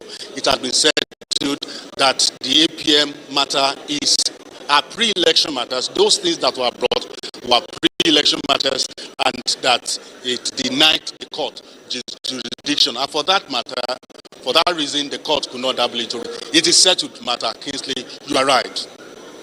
Okay, Dele, thank you very much. What we will do is to return to the studio so that we get the benefit of the knowledge of Professor Edoba Omorige for our viewers to have a clearer understanding of the core value of jurisdiction. Because jurisdiction in law, as you very well know, you are a lawyer as well, our correspondent. Thank you very much for what you've been doing. We'll get back to you. I'm sure we'll be able to re-establish contact. And if there is anything, of course, that is happening still in the interval before the lordships reconvene, kindly be back to us, and then we'll open up the lines. Dele Atumbi, thank you very much. Back to the studios here, Professor Doba. We'll see that the court said, look, this is an abuse. One, it's a pre-election matter, and we don't have jurisdiction. Let our viewers know what might have happened if the presidential election petition court then opted to assume jurisdiction. No, they were not in a position to assume jurisdiction because, like I said, the Constitution is clear on matters like this, and I think that's what they pronounced. Section 285 is the relevant section, and that section says that if there's any concern about nomination, in fact, it was in 2018 that alteration was made there, defining what constitutes pre-election. Hitherto, it was not very clear. So that if there is any concern about nomination of candidate of a political party, the Constitution requires that such a challenge should be taken up within 14 days upon becoming aware of that situation, and that is before election. I think that's what the court has virtually has pronounced upon, meaning that the issue of whether the vice president was nominated previously for Senate and subsequently tapped for vice president, presidential candidate, constitute matters before election, which ought to have been litigated before the election of February 25. And so I think the court has, virtually just stated what, the courts have decided upon frequently on this issue. So jurisdictional issues are very important because a court without jurisdiction cannot adjudicate upon a matter. So it's a threshold issue. You know, it's only when the court has been conferred jurisdiction that you can assume it and decide on the substance of the matter. So the substance of the issue has not been addressed at all. What was addressed is whether this tribunal has jurisdiction. The proper court in the Constitution and even in the Electoral Act is the Federal High Court. And that's what the court has said. Okay, Prof, thank you very much. The question of challenging the eligibility of a candidate in an election, how onerous is this a duty on the part of anyone who seeks to mount such a challenge? Well, I don't think there's a big challenge from that. The way the processes are structured is that we do know that INEC publishes qualifications of the different candidates who will be running in different political parties, and that's public knowledge. So even if you couldn't avail yourself the opportunity when that publication was made, you can go by way of seeking the CTC, the Certified True Copy, which INEC is obligated to give to those who apply within a stipulated period of time. So I don't, if there is the interest to pursue that in terms of qualification. But what I see often is that many litigants test water. Because if by simply listening to this judgment, there is some kind of irritation in the voice of the justice in terms of why are you bringing this? This is something you should ordinarily know. But as it is, Prof has told you, you can't assume what you don't have. So, and I think that the lawyers who also test this waters want to see whether it is possible to technicalize the conversation and see whether there's a loophole. And that is okay. It's also part of what it is. But simply, the task is very simple. Once people apply for a position, they apply with their qualifications. In the Constitution, it's very clear. You have your age, the educational qualification is also a constitutional matter. Your state of origin, your Nigerianness, and those issues. You put it out there. And then, so have you gone to jail before? Have you been convicted? And all of those things. If you answer those questions, you put it out there. And what needs to happen is that as we continue to develop, those things can be put on the website of INEC so that people can simply download it without necessarily going through all this CTC. Because as we advance in technology, we should also advance in such a way that makes these things more difficult. We run an adversarial regime of judiciary where people have to be, you have to be the one proving, not the other way around. If the man has been cleared to contest, you who want to unseat him must do the duty. But the electoral management body has to create what we call level playing ground for everyone who wants to be able to access information to do that, and that can be done through their website. And I think that's the way they've been trying to go. In the public space, for a pretty long time, ahead of the 2020.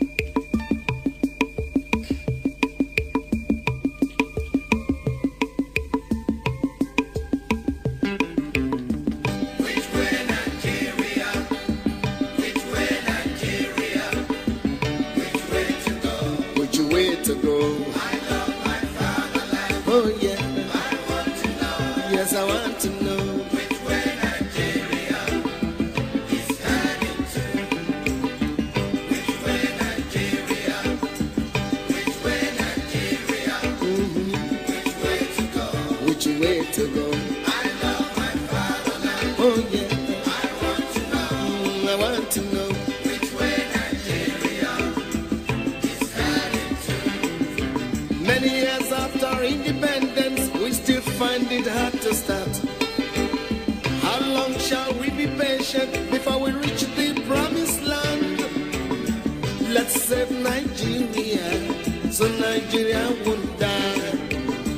Which way Nigeria? Which way?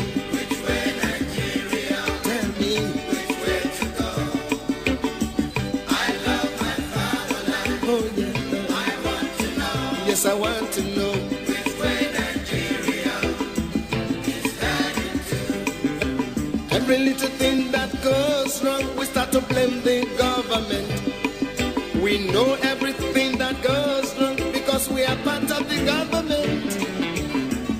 Let's save Nigeria, so Nigeria won't die. Which way Nigeria? Which way Nigeria? Tell me which way to go. Which way to go? I love my fatherland. Oh yeah. I want to know. Want to know. Which way Nigeria is heading to. Inefficiency and indiscipline is ruining the country now.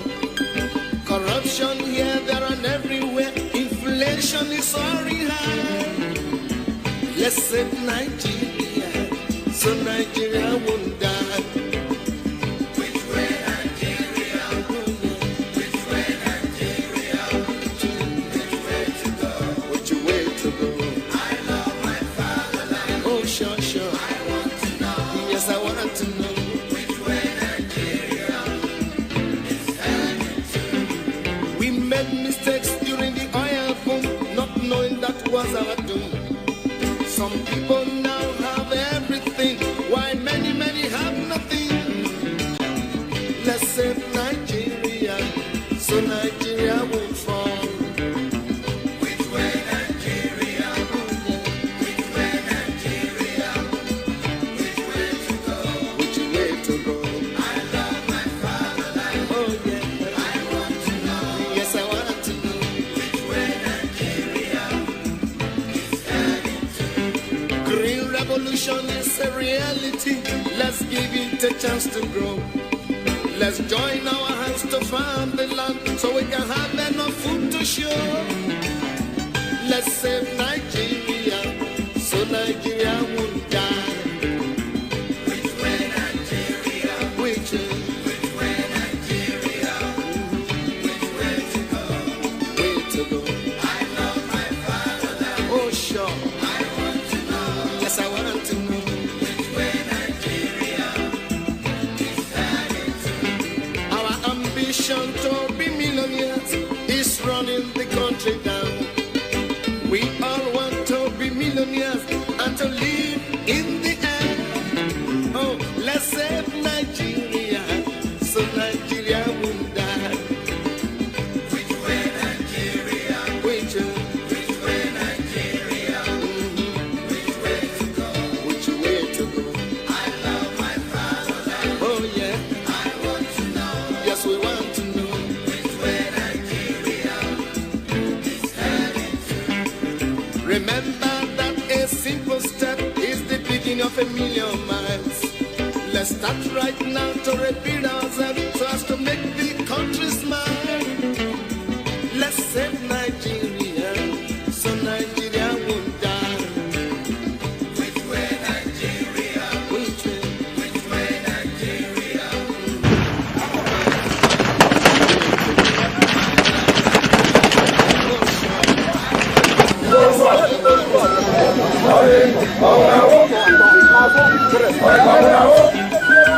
Heaven and earth will pass away. It is written in the book of God.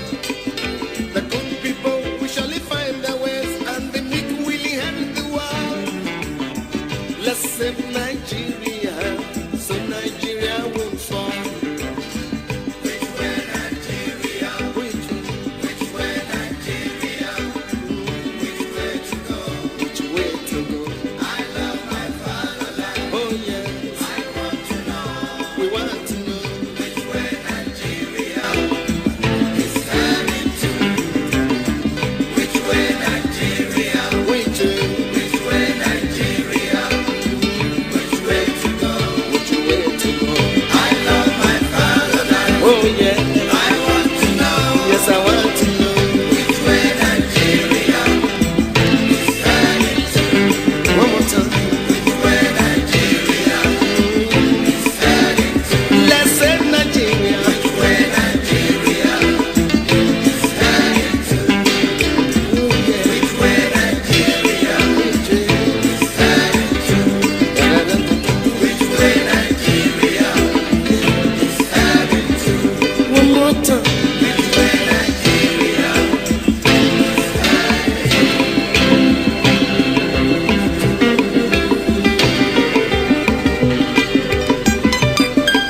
Amen.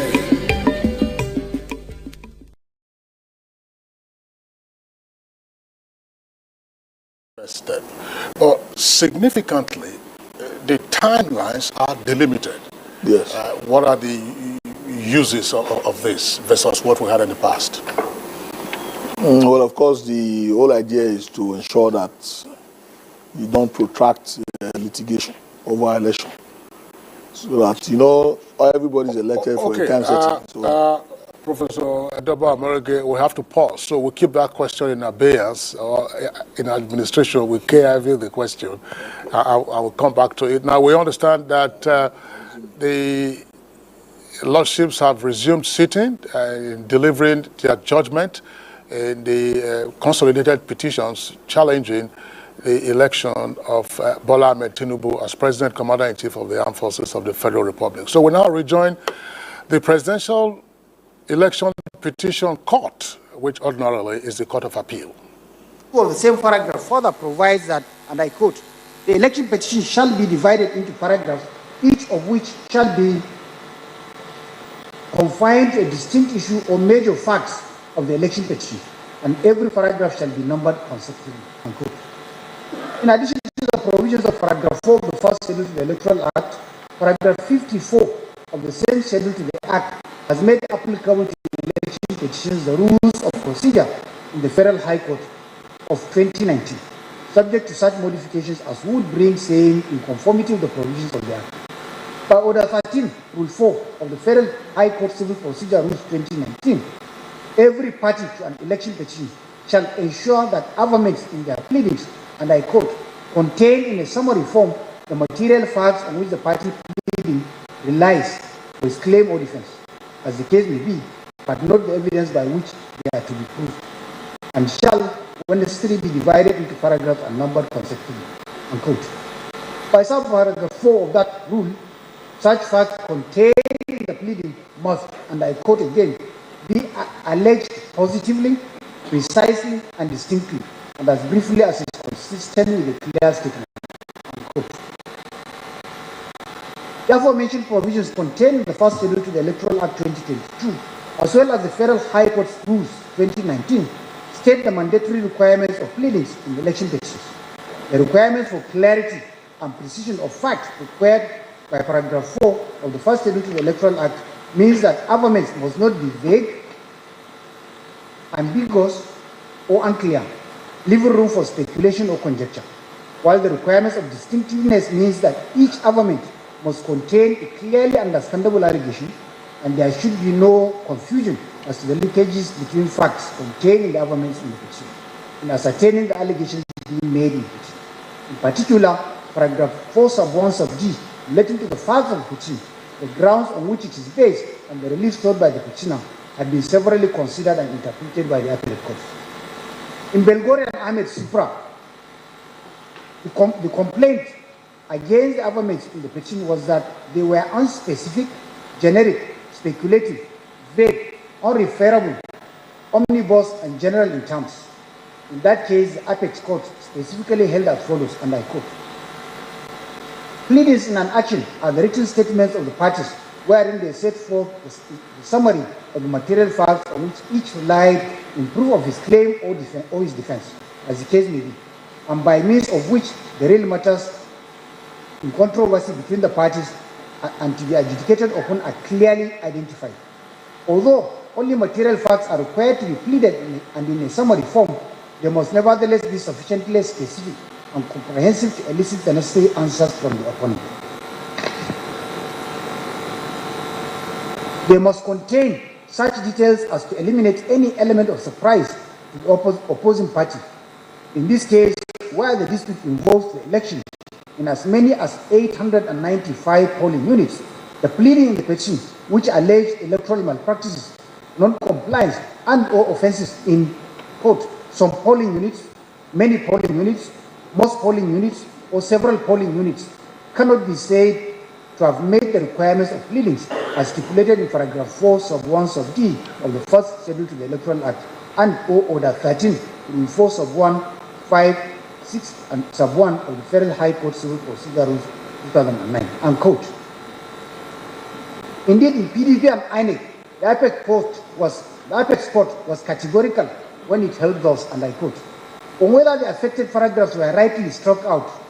I have read the affected paragraphs and found that they relate to allegations of non-voting in several polling units, disruption of election, non-conclusion of election, from printing of ballot papers, falsification of election results, widespread disruption, irregularities and malpractices without providing particulars or the polling units where the alleged malpractices took place. The lower court was therefore right when it held as follows.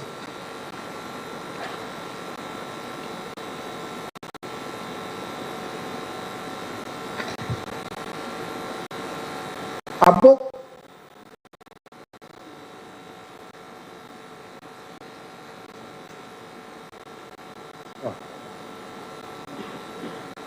the paragraphs above, in my view, are too generic, vague, lacking in any particulars, and they are not tied specifically to any particular polling unit or any particular number of people who are alleged to be disenfranchised. The fact that a party can file further particulars or deny in a reply the arguments in the pleading must not be general. It must be specific as to facts. It is settled law that a petitioner's obligation to plead particulars of fraud or falsification without which the allegation is a non-starter. I have nothing to add to this statement of law as advanced above, and I adopt it as mine. Unquote. Indeed, on the provision of paragraph 17 sub 1 of the first schedule to the Electoral Act relating to further particulars, the Apex Court held in PDP versus INEC, Supra, that, and I quote, an application for an order for further particulars is merely a shield in the hand of a party who so desires, and not a sword to be used by a party whose pleading is grossly inadequate, insufficient, and devoid of necessary particulars as the appellant's petition was in the instant case. Unquote. A sober consideration of the decisions of the Supreme Court in relation to the requirements of pleadings in paragraph 4 sub 1 sub D of the first schedule to the Electoral Act 2022 on the one hand, and the decisions of the Supreme Court on the provision of paragraph 17 sub 1 and sub 2 of the first schedule to the Electoral Act 2022 relating to further particulars on the other hand, shows that whilst in cases such as Abubakar versus Eraduan and Ombugadu versus Sule, the Supreme Court had held that a respondent who complains of vagueness of arguments in an election petition should avail himself of the provision of paragraph 17 sub 1 of the first schedule to the Electoral Act to seek for further particulars or the direction of the tribunal or court. The decisions of the Apex Court, especially in PDP, INEC, and Belgore and Ahmed, have specifically held that where arguments in the petition are grossly imprecise and generic, such arguments will be incompetent and liable to be struck out. See also on this Ipiazu versus Oti Supra.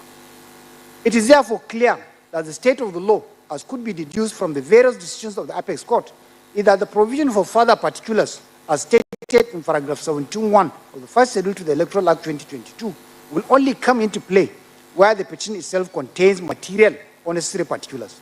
In other words, paragraph 17 sub 1 of the first schedule to the Electoral Act 2022 does not bar a respondent from applying under paragraph 4 sub 7 of the first schedule to strike out arguments in a petition which are grossly inadequate, insufficient, and devoid of material or necessary particulars. This is because the operational words in paragraph 17 sub 1 is further particulars, and this means there must be some material particulars already pleaded in the petition before further particulars can be sought by the respondent. As born from the Apex Court decision in Belgore Ahmed, PDP, INEC, and Ipiazu and Oti, the law is clearly settled that specifying the particulars of polling units or places where irregularities are alleged to have occurred are material particulars in an election petition, and arguments in an election petition which allege irregularities and malpractices but fail to specify the polling units or places where the irregularities or malpractices occurred are bereft of material particulars, and such arguments are incompetent and liable to be struck out. As specifically stated in PDP and INEC, a petitioner who has failed to state such material particulars cannot invoke the provision relating to further particulars as a sword against the respondent in order to cure the incompetence of such arguments.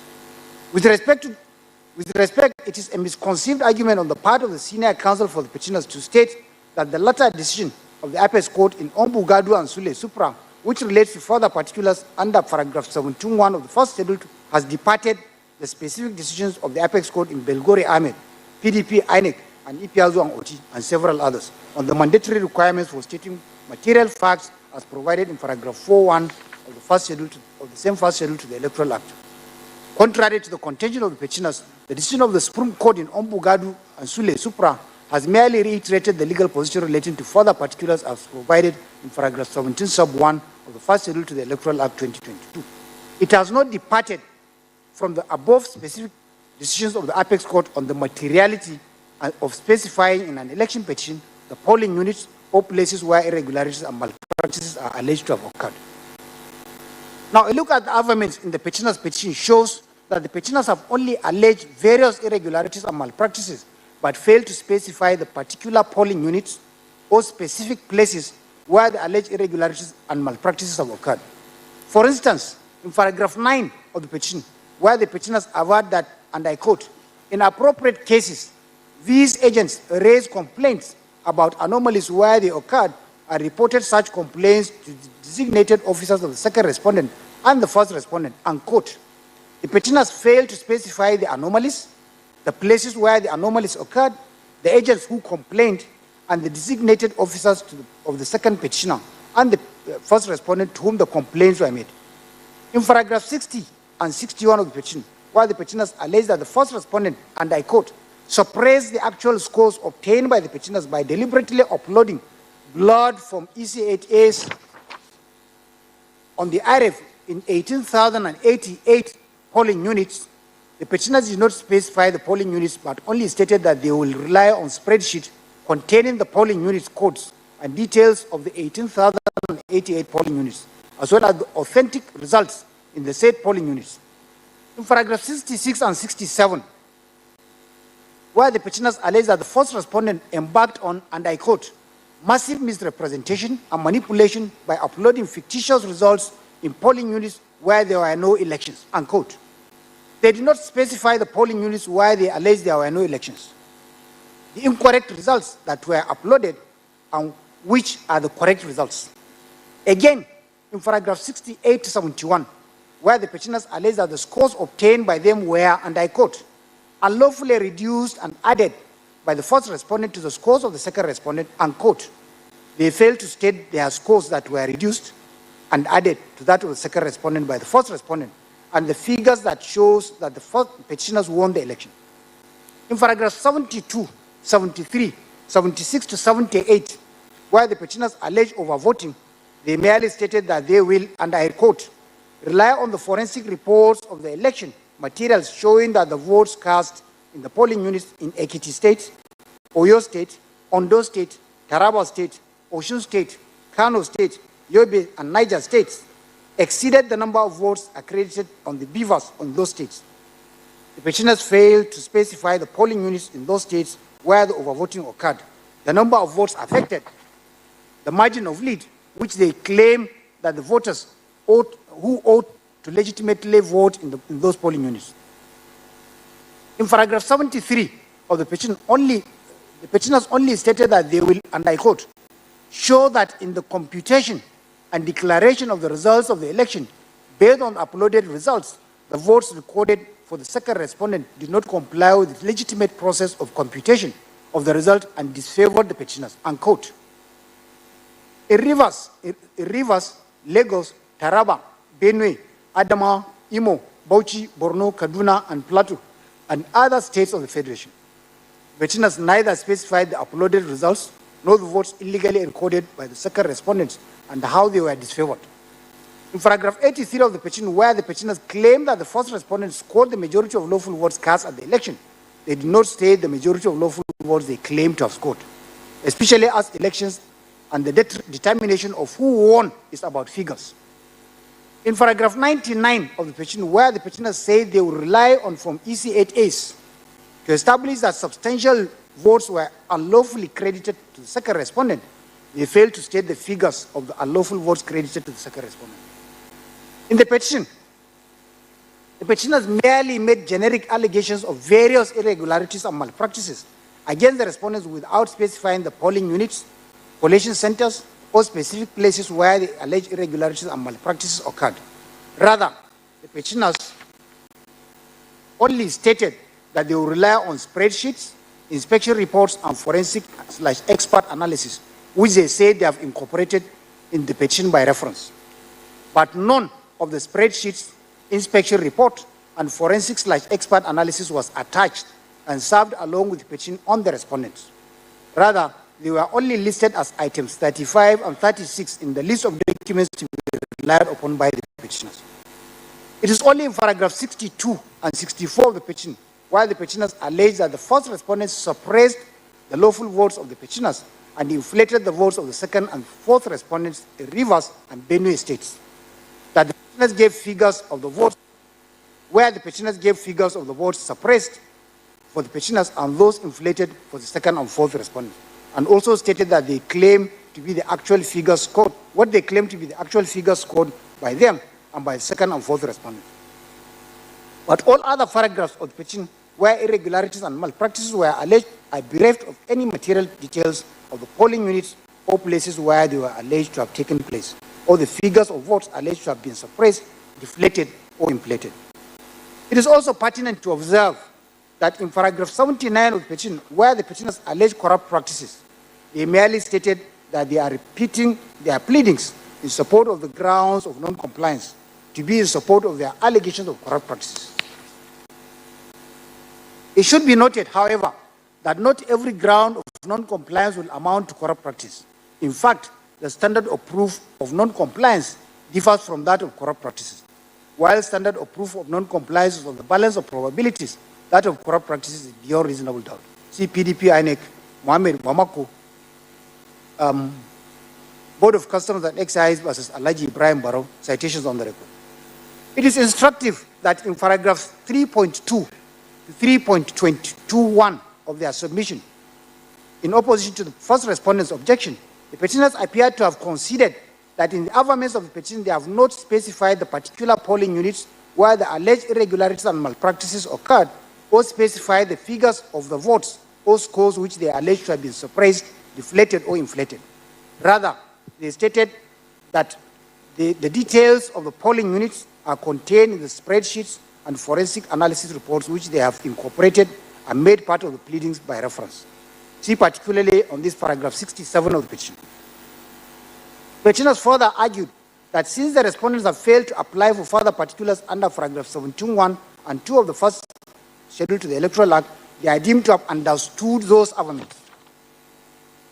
However, by paragraph 15 of the first schedule to the Electoral Act 2022, when a petitioner claims, and I quote, that he had the highest number of valid votes cast at the election, the party defending the election or the return at the election shall set out clearly in his reply particulars of the votes, if any, which he objects to, and the reasons for his objection against such votes, showing how he intends to prove at the hearing that the petitioner is not entitled to succeed, unquote.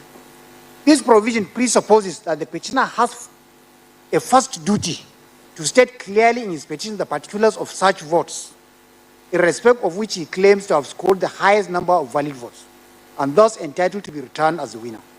This also presupposes that it is only after the petitioner has supplied the particulars of the votes in support of his claim that he scored the highest number of valid votes that a respondent will then have a duty to object to any part of the particulars of such votes supplied by the petitioner in order to show that the petitioner is not entitled to succeed.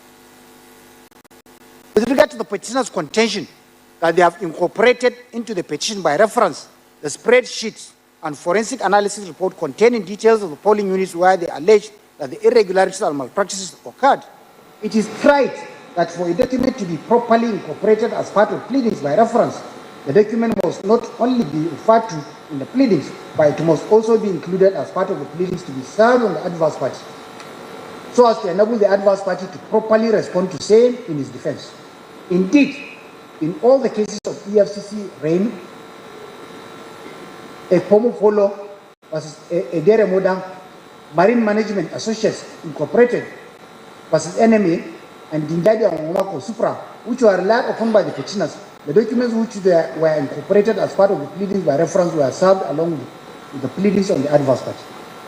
In considering a similar scenario, this court, per Ayola, just as it then was, held in Nigeria Merchant Bank PLC versus Ayedun Investment Limited as follows, and I quote, "Before I party this appeal, it is pertinent advert to one pleading question raised in this pleading in regard to the consequence of a party pleading that he will rely on certain unspecified documents at the trial.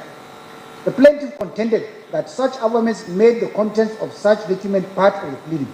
In this case, the plaintiff in paragraph 30 of the statement of claim pleaded thus: the plaintiff at the trial will rely on all letters and documents between the parties pertaining to this suit. Although the principle is established that if an agreement in writing is referred to in the pleading, it becomes part of the pleading, and it is open to the court to give the agreement its true legal effect, irrespective of the term used in the pleading to indicate such effect. That proposition of law should not be used to cover such argument as shown above, which lacks specificity. Besides, a report such as Exhibit P.22 in this case, prepared by a witness for the plaintiff and tendered at the trial by the witness, cannot be described as documents between the parties pertaining to the suit. At the appropriate time, when the occasion arises, the true ambit of the proposition of law in such case, such as Bank Genesis versus Petai Limited, ought to be defined, unquote. In the instant case, the spreadsheet and forensic report, which were documents prepared by the petitioner's witnesses, were not served along with the petition on the respondents, but were only listed as documents to be relied upon at trial.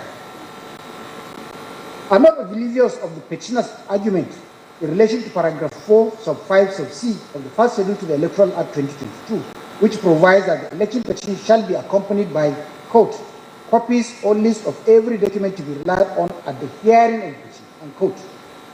This provision undoubtedly only relates to front-loading of documents to be relied upon by the petitioner as his evidence during trial. Contrary to the petitioner's argument, it does not cover incorporation of documents into pleadings by reference. It is also noteworthy that the spreadsheets and forensic reports which the petitioners claim to be incorporated into the petition by reference are actually documents prepared by the petitioner's witnesses. In other words, the spreadsheets and forensic reports are not documents which are outside the control of petitioners and which they have to obtain by subpoena. Being the petitioner's own documents, they ought to have served those documents along with the petition on the respondents, so as to enable the respondent to counter same by engaging their own experts to appropriately respond to same if they so desire. That indeed is the essence of pleadings, so as to avoid taking the other party by surprise. Petitioners have also tried to argue that the respondents, having joined issues on the general allegations contained in the petition, they are deemed to have understood same. With respect, this is also not a tenable argument in view of the grossly generic allegations made in the petition. Faced with a similar scenario, this court, Gungumiju Jesse, as in was now Jesse, held in Udiaga and another was Omegara, as follows, and I quote: the argument of appellant's counsel that the respondents did not adequately traverse the petition is unfounded. The petition itself contained general complaints. There was no effort to pinpoint in the pleadings the various places where corrupt practices, non-voting, use of violence, forgery, rigging in polling units, massive thumbprint of ballot papers, fictitious entry of election results took place. Therefore, there was a general corresponding reply denying the allegations in general terms from the respondents. If the petitioners did not plead particulars, how could the respondents traverse non-existent particulars? The arguments in the appellant's pleadings should have contained details of the allegations and complaints which the respondents could reply in detail in their own pleadings. The appellants expected the respondents to reply to the various specific allegations contained in the witness statement filed along with the petition. That is not the correct procedure. Those specific allegations should have been in the pleadings. The pleadings must show the facts disputed, while the witnesses would give evidence of these facts. In election petitions, it has been held that there is the need for particulars where required in order to prevent taking adverse party by surprise. It is not the function of particulars to take the place of necessary arguments in pleadings, unquote. Indeed, in a presidential election like the one being challenged in this petition, where it was held in 176,846 polling units, 8,809 wards, 774 local government areas, 36 states and the Federal Capital Territory, it is unimaginable that arguments in the petition which merely allege irregularities and/or malpractice without specifying the particular polling units, or particular collection centers where the irregularities or malpractices have taken place will be regarded as proper merely because the respondent has not requested for further particulars. See Belgoria Ahmed and PT.1. More so, when an election petition is by nature a declaratory action, in which the petitioner succeeds only on the strength of his own case and not on the weakness of that of the respondent. See Busari versus Adepoju, Oyetola versus Adeleke, and Anazong versus Onubogu, citations under.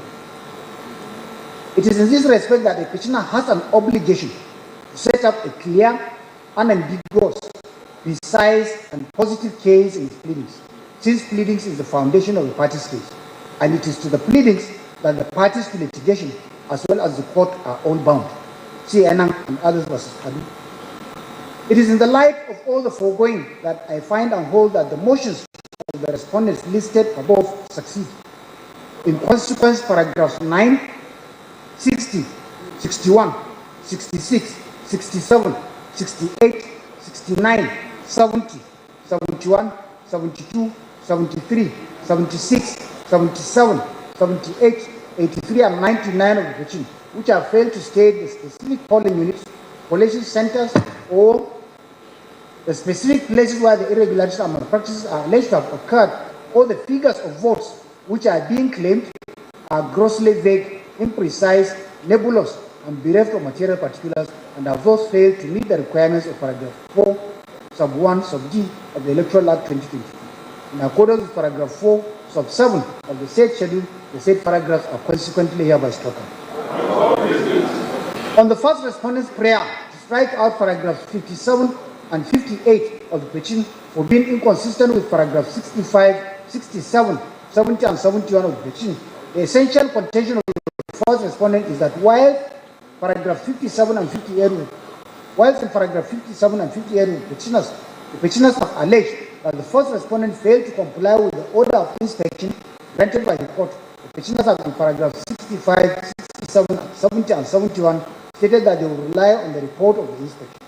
Additionally, the first respondent also argued that the first petitioners have alleged that the election was marred by corrupt practices and was not conducted in substantial compliance with the Electoral Act 2022. They have also alleged that they have scored majority of lawful votes cast and should be declared the winner. Relying on some cases which are produced here, the first respondent urged the court to strike out the paragraphs as well as prayers 1 to 4 on the one hand, and prayers 5 sub 1 and sub 2 on the other hand for being inconsistent. Conversely, the petitioners contend in the previous case. As rightly submitted by the petitioners, the reliefs in this petition, which I have reproduced at the beginning of this ruling, are undoubtedly sought in the alternative. The settled law is that reliefs can be sought in the alternative, and where sought by a party is at liberty to plead conflicting facts in line with the alternative reliefs he has sought.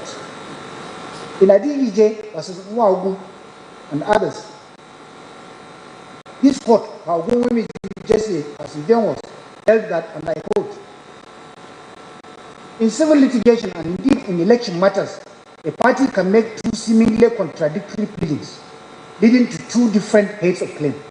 That is why a petitioner can claim that the election be annulled for reason of substantial non-compliance and in the same breath claim that he won the election by a majority of lawful votes. The petitioner may plead the same set of facts to ground alternative relief. Those pleadings are not ipso facto held to be self-contradictory. The court can only grant one relief as the party must decide which relief is best supported by the evidence on record. Unquote. See also on this metal construction West Africa Limited versus Abodeni, citation given.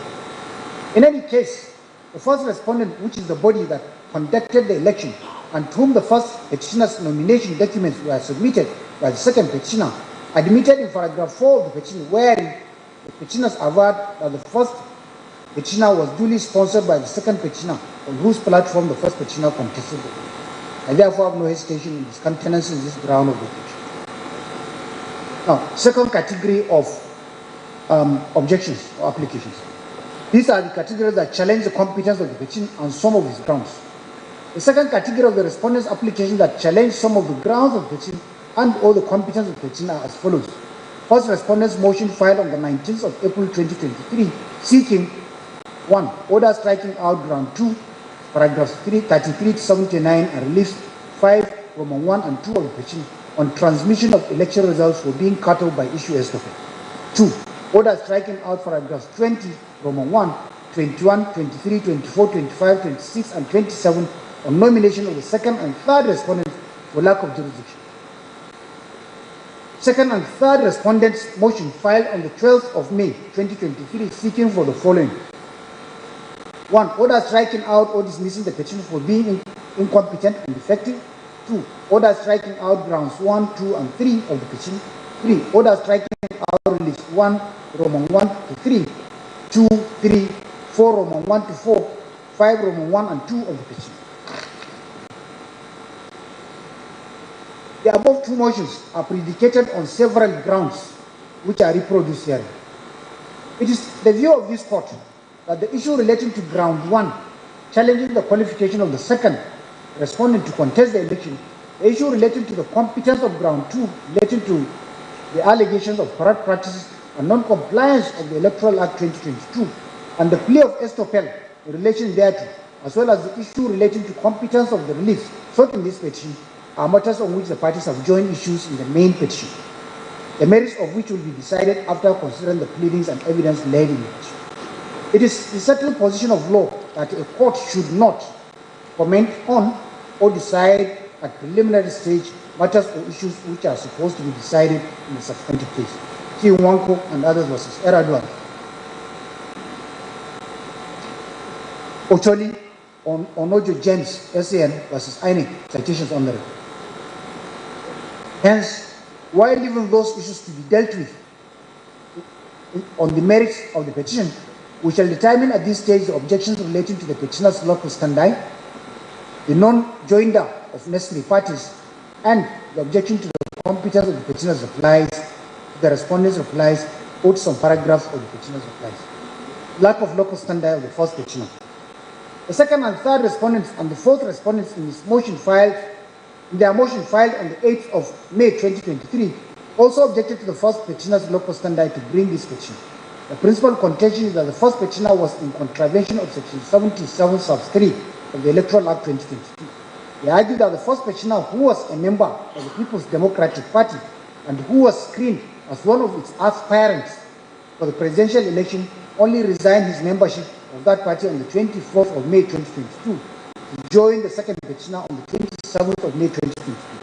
They contended that as at 30th of April 2022, the first petitioner could not have been in the register of members of the second petitioner, which it submitted to the first respondent 30 days before the presidential primary election, as mandated by section 77 sub 3 of the Electoral Act 2022. And since the first petitioner is not in the membership register submitted by the first respondent to the first respondent by the second petitioner, the first petitioner lacks the local standard to challenge the outcome of the presidential election.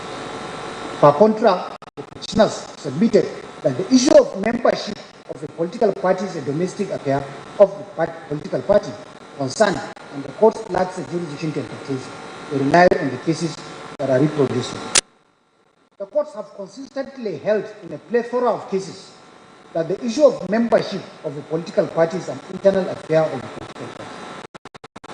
It is not a justiciable issue, and courts have no jurisdiction to entertain it. See Enang versus Asukwo and others, Sani and Galadima, and Tubido versus INEC, citations on the record, as well as all the cases cited above by the petitioner. The provision of section 77 sub 3 of the Electoral Act 2022, which only mandates every political party to submit the register of its members 30 days before its party primaries, cannot be invoked by the respondents for the purpose of challenging the first petitioner's membership of the second petitioner. It is only the second petitioner that has the sole prerogative of determining who are its members.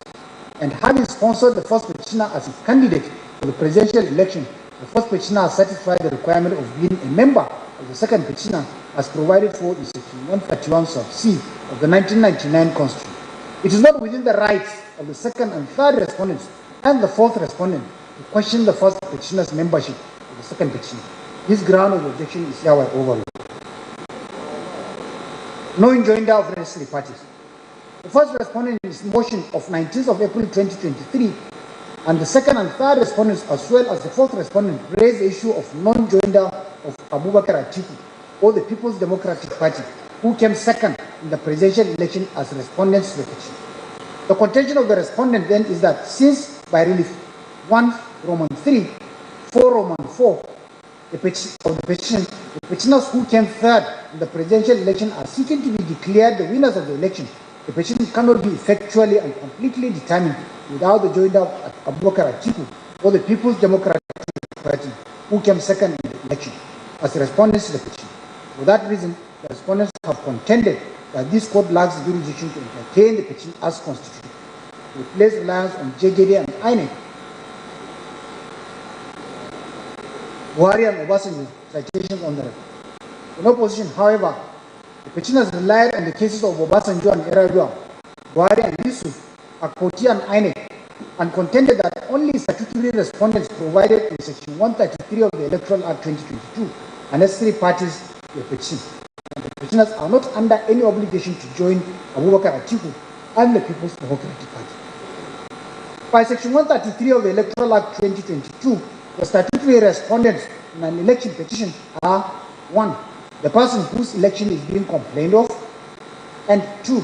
The Independent National Electoral Commission, which will also be deemed to be defending the petition on behalf of its officers whose conduct is complained of. In the cases of Obasanjo and Yar'Adua, Buhari and Yusuf Supram, cited by the petitioners, the Supreme Court categorically held that only the statutory respondents stated in Section 133 of the Electoral Act are necessary parties, and that losers at an election who are not statutory respondents are not necessary parties to an election petition. By the import of Section 133 of the Electoral Act 2022, the contest in an election petition is strictly between the petitioner who challenges the outcome of the election, the person who was declared the winner of the election, and the commission that conducted and declared the outcome of the election. This means that every candidate who lost the election and who is desirous of challenging the outcome of the election is expected to file his own petition against the winner of the election, and in so doing is not required to join any other candidate who lost the election like himself. It is in furtherance of this that paragraph 50 of the first schedule to the Electoral Act 2022 requires an election tribunal or court to consolidate two or more petitions which are presented in relation to the same election or return. As rightly submitted by the petitioners, the case of JGD and INEC cited by the first respondent is clearly not applicable to this case, since the decision in that case is that Maimala Buni was a necessary party caused by the provisions of Section 183 of the 1999 Constitution would have ceased being a governor of Yobe State if the case made out in the petition that he could not combine the offices of governor of Yobe State and acting chairman of the All Progressive Congress is sustained. In this case, Abubakar Atiku and the People's Democratic Party, who were only runners-up in the presidential elections, are not necessary parties, as they are not statutory respondents to this petition, and the petitioners hearing have no obligation to join them in this case. Again, in Buhari and Obasanjo Supra, relied upon by the respondents, the Supreme Court reconfirmed its decision in Buhari and Yusuf Supra that there is no obligation on the petitioner to make a candidate who lost an election like himself a respondent to his petition. More so, as in this case, Abubakar Atiku and the People's Democratic Party have filed a separate petition number CAPPC 05-2023, which, as mentioned in the earlier part of the ruling, this court has consolidated in the petition in line with paragraph 50 of the first schedule to the Electoral Act 2022. This ground of objection to the competence of the petition is unmeritorious. It is accordingly overruled. On the arguments over the competence of the relief sought in this petition, it is my view that the relief which the court can grant in an election petition are statutory, as provided in Section 136 sub 1, sub 2, sub 3 of the Electoral Act 2022. Therefore, the determination of whether the relief sought by a petitioner are grantable can only be made after trial. Challenge to competence of the petitioner's replies. The third category of the applications of the respondents seek to strike out the petitioner's replies or some paragraphs of the replies. These are first respondent's motion filed on the 9th of May 2023 seeking 1. Order striking out the petitioner's reply to the first respondent's reply for being incompetent. 2. In the alternative, order striking out paragraphs 15, 16 Roman 1 to 7, 17 to 20, 22, 24, 25, 27 to 32, 34, 36, 37, 38, 40, and 41 of the petitioner's reply for offending the provisions of the first schedule to the Electoral Act 2020. Second and third respondents' motion filed on the 13th of May 2023, seeking for order striking out petitioner's reply of 21st April 2023 for being incompetent. 2. In the alternative, order striking out paragraphs 8 to 17, 19 to 32, 34 to 42 of the petitioner's reply for introducing new facts. Fourth respondent's motion filed on the 8th of May 2023 prays for 1. Order striking out paragraphs 15 to 32 of the petitioner's reply, the fourth respondent's reply, as well as the witness statement on oath for failure to deny the fourth respondent's allegation. 2. Order striking out paragraphs 5 Roman 1 to 9, 15 Roman 1 to 7, 16 Roman 1 to 7, 17 Roman 1 to 7, 18 Roman 1 A to H, 18 Roman 2 A to E, 18 Roman 3, 5 and 7, A to B, A and B, Roman 8 A and B, Roman 9, Roman 11, 20 to 25, A to D, 26 Roman 1 and 2, 27 to 31 of the petitioner's reply to the fourth respondent's reply for raising new issues. All the respondents challenge the competence of the petitioner's reply to their respective replies, or in the alternative, the paragraph thereof, which they have variously listed above.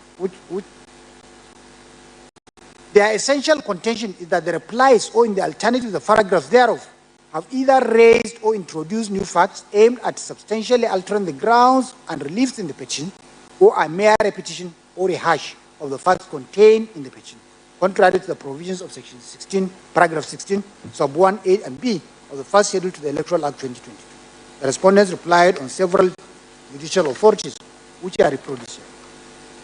In response, the petitioners have argued that they have merely reacted to the fresh/new issues raised in the replies of the respondents, which attempted to justify the grounds of non-qualification of the second and third respondents, as well as the non-compliance by the first respondent with the Electoral Act 2022. They relied on Silva and INEC, PDP versus Ezeonguka, citations on the record, and urged the court to discountenance the objections of the respondents and uphold the petitioner's replies. Now, paragraph 16, sub 1A of the first schedule to the Electoral Act 2022 provides as follows, and I quote, if a person in his reply to the election petition raises new issues or facts in defense of his case, which the petition has not dealt with, the petitioner shall be entitled to file in the registry within 5 days from the receipt of the respondent's reply, a petitioner's reply in answer to the new issues of fact. So, however, that A, the petitioner shall not at this stage be entitled to bring in new facts, grounds, or prayers tending to amend or add to the contents of the petition filed by him, unquote. By the import of paragraph 16 sub 1A of the first schedule, the petitioner may, in filing a reply, respond to allegations of new facts raised in a respondent's reply to the petition, provided he does not in so doing amend or add to the petition. It is instructive to observe that the words used in paragraph 16(1)(a) are, quote, new facts, grounds, or prayers tending to amend or add to the contents of the petition, unquote. The word new suggests something which is not there, while the word amend signifies modification. Add, on the other hand, means to increase. What the provision envisages, therefore, is that the reply of the petitioner must strictly be confined to the new facts raised in the respondent's reply and must not go over that to attempt to amend or add to the petition. See All Progressive Congress versus People's Democratic Party, Njadi and Wamako, Adepoju versus Awoduyi Lemi, and Ikoro versus Izunaso, citations on the record. Indeed, in succinctly explaining the new issue which should attract the reply, the Supreme Court had held in Ejesimba versus Onuzuriki as follows, and I quote, a new issue to attract a reply must in law be really new in the sense of being brand and fresh. The issue must be really new to the statement of claim, in that it was not existing therein and was therefore brought into existence or introduced for the first time in the statement of defense by the defendant. The new issue in both its content and materiality must be further and additional to the statement of claim.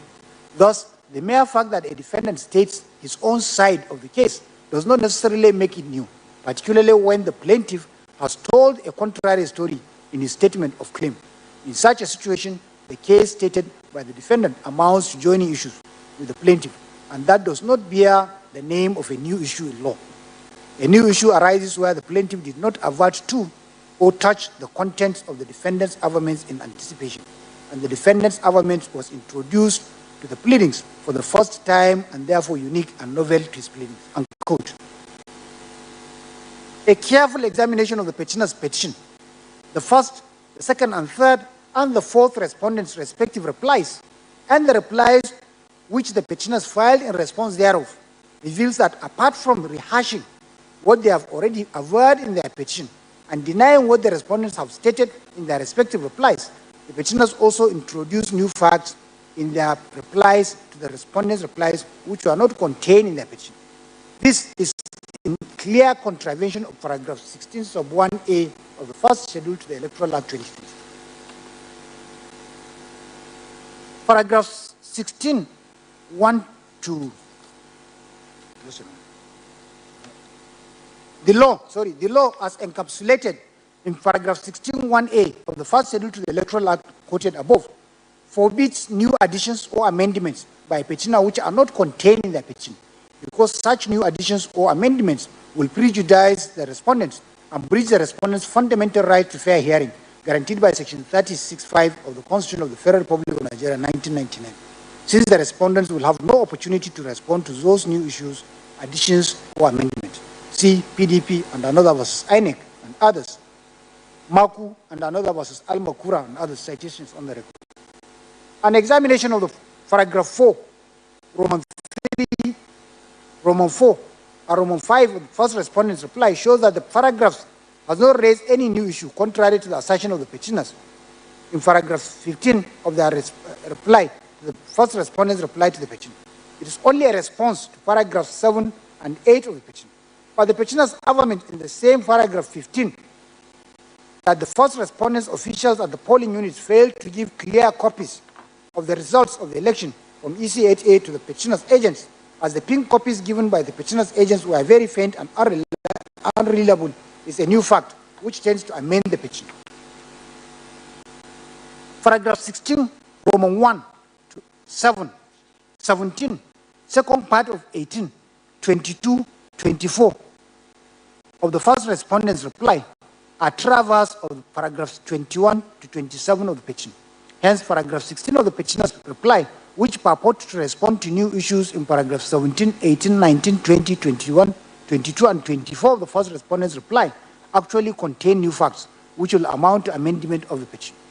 Also, paragraphs 17, 18, 19, 24, 25, 27, 28, 29, 30, 31, 32, 34, 35, 36, and 37 of the petitioner's reply to the first respondent's reply are either a rehash of the facts already averred in the petition or contain new facts which will amount to amendment of the petition. In respect of the petitioner's reply to the second and third respondent's reply to the petition, the latter are seeking for an order striking out paragraphs 8 to 42 of the petitioner's reply. However, a careful examination of those paragraphs shows that only paragraph 21 of that reply has raised a new allegation against the first respondent of attempts to manipulate the data uploaded on the back-end server of the AWS. The said paragraph 21 of the petitioner's reply to the second and third respondent's reply is hereby struck out. Similarly, the petitioners have introduced new facts in paragraphs 16, 17, 18, 20, 22, 23, 24, 25, and 27 of their reply, some of which contain serious allegations to the fourth respondents, which the fourth respondents have no opportunity to respond. Being in contravention of paragraph 16 sub 1 of the first schedule to the Electoral Act, those paragraphs are also hereby struck out. And that indeed is the rulings on the respondents' objections, various objections raised.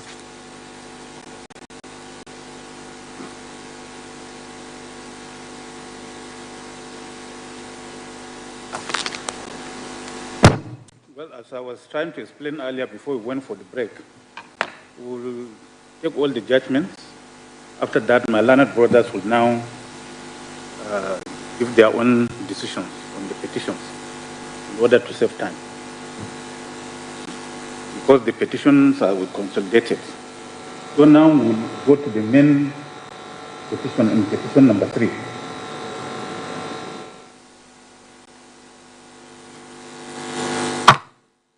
In bringing this petition, the petitioners who were contestants in the presidential elections held on 25th February 2023 have challenged the declaration return of second respondent as the winner of the election and sought for the declaration and consequential reliefs, which I have reproduced in the beginning of this judgment.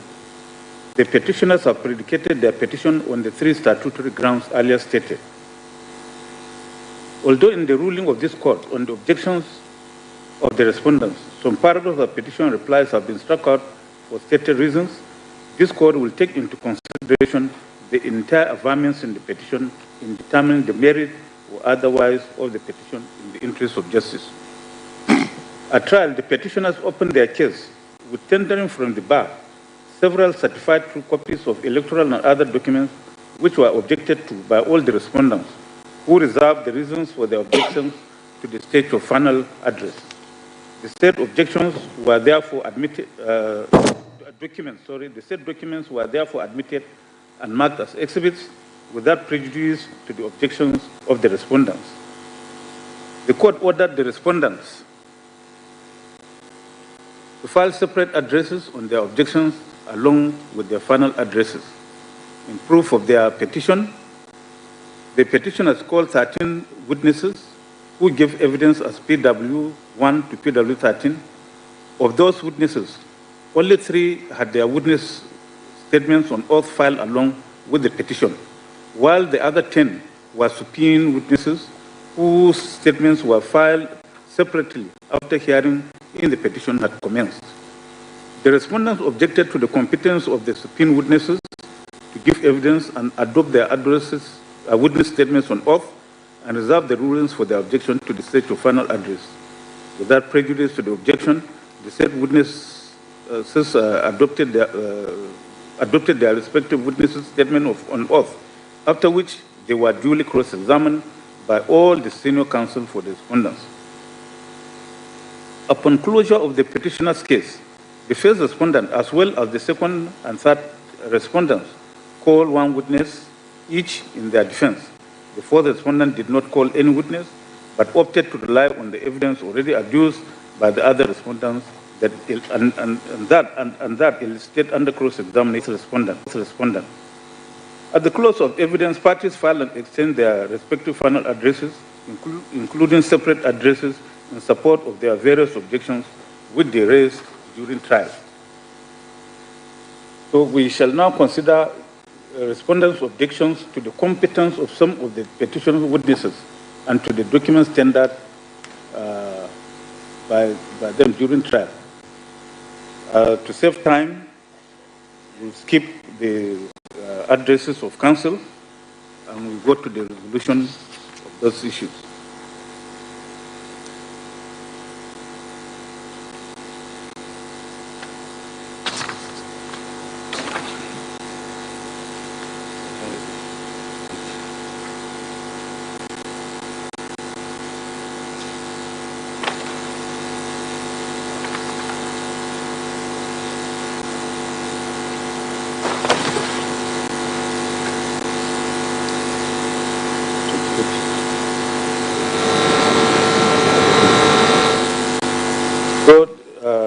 The resolution of the respondent's objections to witnesses and documents is contained in page 84 of the judgment. On the first segment of the respondent's objection, all the respondents challenged the competence of PW3, PW4, PW5, PW6, 7, 8, 9, 10, 11, and 13. And the respondent's essential contention is that the witness statements on oath whose witnesses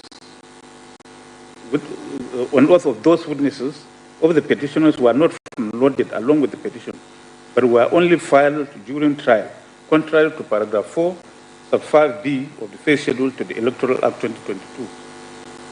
Section 285, sub 5 of the 1999 Constitution as amended, which limits the time for presidential election petition, provides as follows. An election petition shall be filed within 21 days after the date of the declaration of the result of the elections. In the same vein, Section 132, sub 7 of the Electoral Act 2022 provides as follows. An election petition shall be filed within 21 days after the date of the declaration of the result of the elections. Paragraph 4 of the first schedule to the Electoral Act 2022 stipulates the contents of an election petition which shall be filed. In particular, paragraph 4.5 of the said schedule mandates as follows. The election petition shall be accompanied by A list of the witnesses that the petitioner intends to call in proof of the petition, B, written statements on oath of the witnesses, and C, copies or lists of every document to be relied on at the hearing of the petition. But subparagraph 6 of that paragraph, a petition which fails to comply with the above requirements shall not be accepted for filing by the Secretary.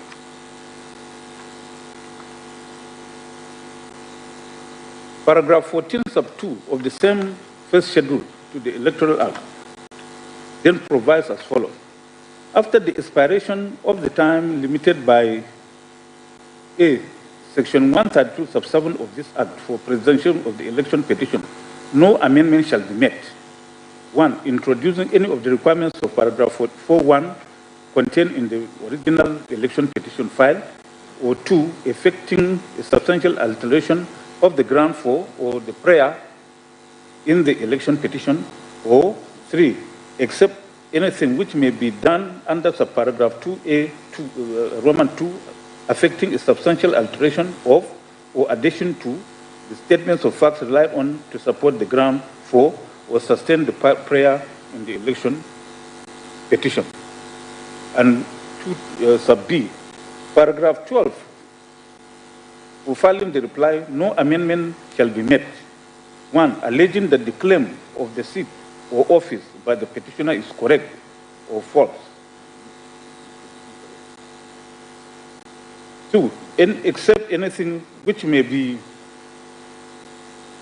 done under the provisions of paragraph 2A, Roman 2, effecting any substantial alteration to, in or addition to the admissions or the denials contained in the original reply file or to the facts set out in the reply.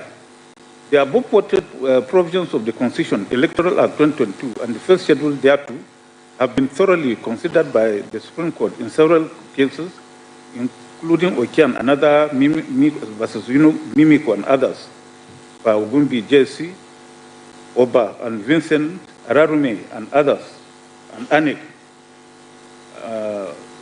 Okuru, Ogi and others, PDP and Okuru and several others listed here. In Oke and Mimiko, the Apex Court, par Ogumbi JC, held as follows in the court. By paragraph 4, 1 and 5 of the first schedule to the Electoral Act, a composite analysis of an election petition has been spelled out, and also a list of materials which must be accompanied. The use of the word shall in the subsections is very instructive, mandatory, conclusive. In other words, the provisions do not allow for additions, and hence, the procedure adopted by the appellants in seeking for an extension of time is nothing other than a surreptitious attempt to amend the petition. This is obvious from the nature and substance of the application, especially where one of the grounds seeks to put in facts which are allegedly not available allegedly not available at the time of filing the petition, but only came into their possession after the statutory time limits allowed for the presidential election petition. Expressly, there is no provision in the legislation which provides for extension of time. What is more, video paragraph 14.2 of the first schedule to the Electoral Act, the appellants by section 134 sub 1 of the Electoral Act had been totally foreclosed from any amendment, which was in fact the hidden agenda promoting the application. The saying is true that even the devil does not know a man's intention. It can only be inferred from the act exhibiting that which is conceived in the heart and mind. The use of the word shall in paragraph 14 sub 2A of the first schedule to the Electoral Act is mandatory and places a complete bar on any form of amendment to a petition file and does not allow for an exercise of discretion whatsoever. Further still, on a critical proposal of the application, reliefs 2(6) court seek to call additional witness to which AEO. It is pertinent to state that at the close of pleadings, parties had submitted the list of witnesses who were to testify together with their depositions. The idea, purpose, and intention of the application is suggestive of nothing more but a clear confirmation seeking for an order of an amendment as rightly and ingeniously thought out by the trial tribunal and also affirmed by the lower court. This will certainly violate the provisions section 285(5) of the Constitution and section 134 of the Electoral Act, close of court. In his concurring judgment in the same case, Nguta, JSC, specifically stated as follows, I quote, the additional or further witness depositions sought to be allowed for a just and fair determination of the petition are fresh facts as found by the tribunal and which finding was endorsed by the lower court. This court will not interfere with a concurrent finding of fact of the two lower courts when the appellants have failed to show a special circumstance for this court to do so. Election petitions are time-bound and the court will not allow a party to resort to any sort of subterfuge or to frustrate the intention of the Electoral Act that petitions be disposed of expeditiously. The petitioners in this case have relied on the earlier decisions of this court in Omidiran versus Ete and Lasun versus Awoyemi Supra to argue that the subpoenaed witnesses whose witness statements on oath were filed outside the time limited for the presentation of the petition are competent to testify because they are subpoenaed witnesses who do not work for the petitioners. However, it is pertinent to observe that unlike in the present case, the subpoenas issued at the instance of petitioner in the case of Omidiran and Ete and Lasun versus Awoyomi were decided under the Electoral Act of 2006, which did not have provisions similar to paragraph 4 sub 5 of the first schedule to the External Electoral Act 2022.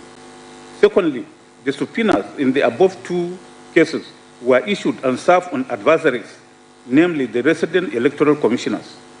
Again, those two cases were decided before the introduction of section 285 subsection 6 of the 19th Constitution of Federal Republic of Nigeria 1999, which mandates that an election petition shall be decided within 180 days from the date of filing of the petition. Thus, whilst this court in Omidiran and Ete and Lasun versus Awoyomi appeared to have adopted a flexible approach, the Apex Court had taken a strict approach in its latter decision in Oke and Mimiko. Indeed, in subsequent following the Apex Court's decision in Oke and Mimiko, this court, per Agim JCA, as he then was, now JSC, highlighted this strict position of the law in Ogba versus Vincent at paragraph 46 to 48, paragraphs A to B, wherein he held as follows, I quote, I think that this court in Omidiran and Ete and the Supreme Court in Oke and Mimiko adopted different approaches in addressing the issue of whether a tribunal or court can allow a witness deposition or other document not filed along with the petition or not filed within the time allowed for filing election petition to be filed and used in an election petition proceeding. Omidiran's case did not strictly enforce the time limits prescribed in section 141 of the Electoral Act 2006. The provision in the first schedule thereto on prohibiting the introduction of additional facts in the proceedings after the period allowed for filing the petition and closure of pleadings and paragraph 1 sub 1 of the Election Tribunal and Court Practice Directions of 2006 on the content and form of the petition.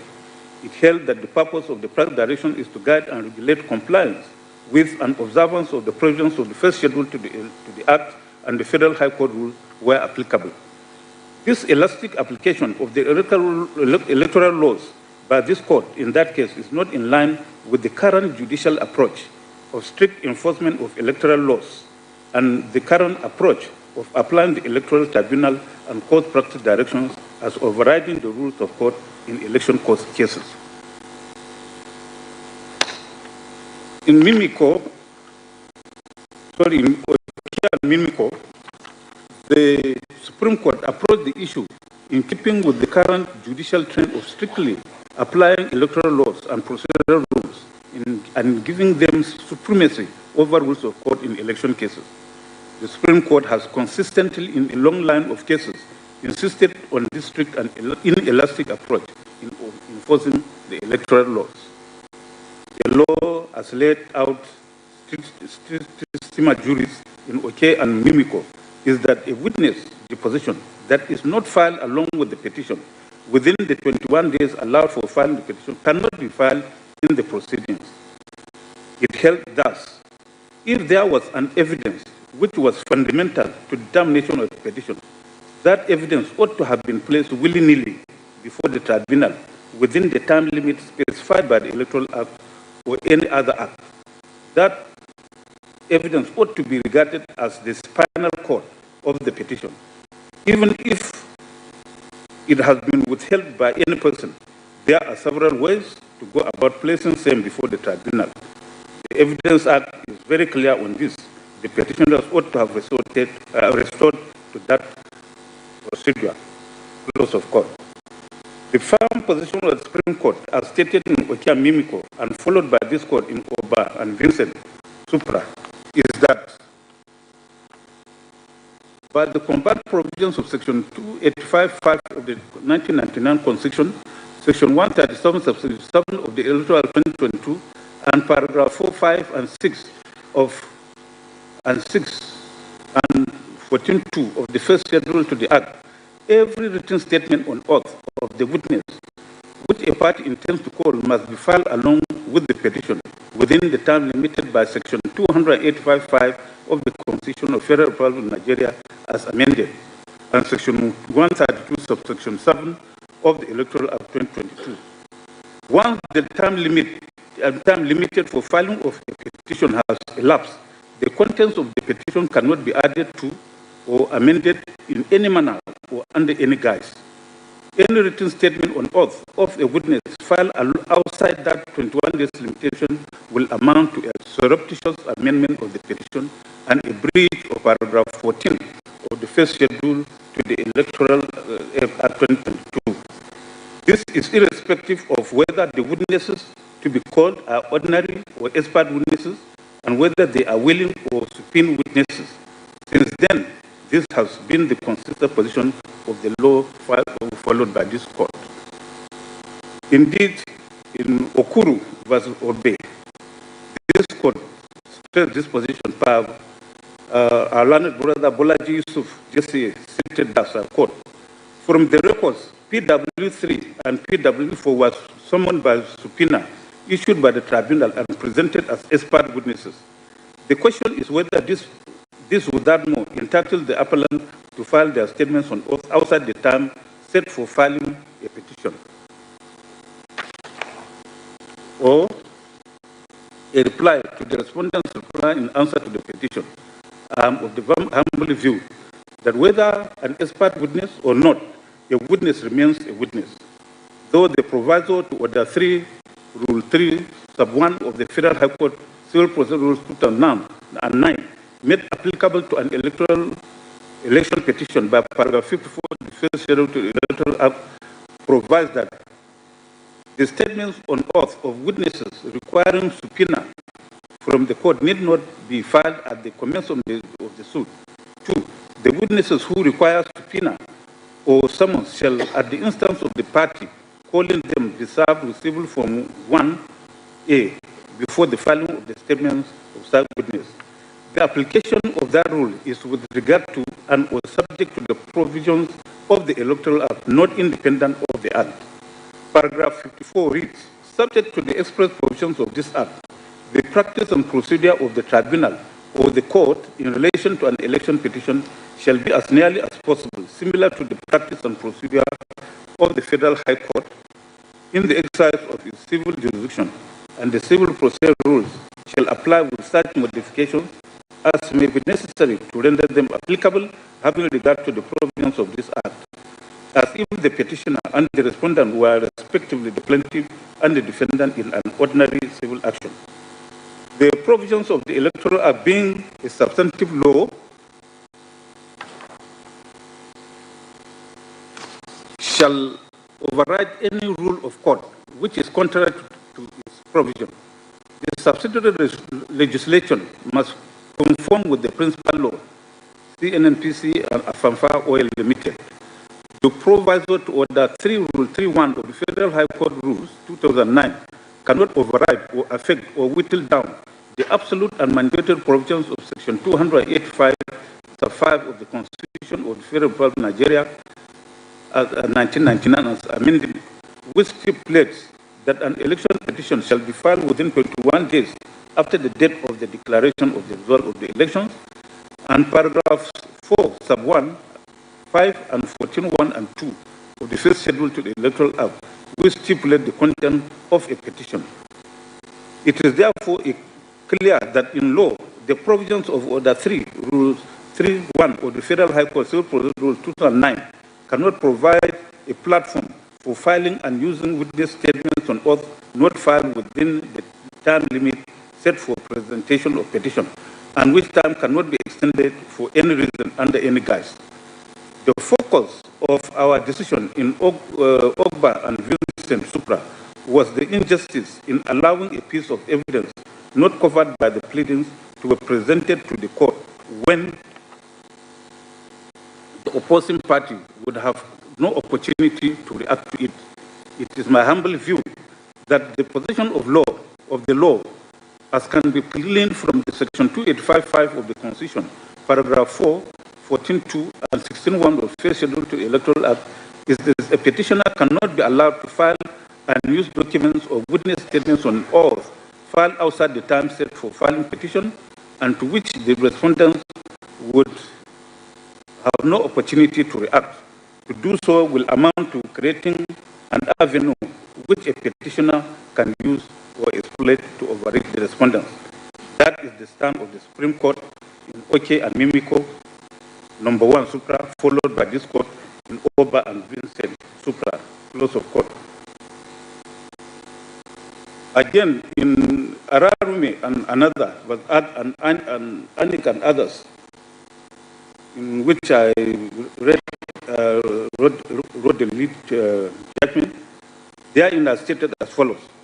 The law, therefore, is that the deposition of a witness must accompany the petition at the time of filing the petition. In other words, the written statement on oath of an intended witness must be filed along with the petition. Thus, any written deposition of a witness not filed along with the petition will not be countenanced by the court or tribunal.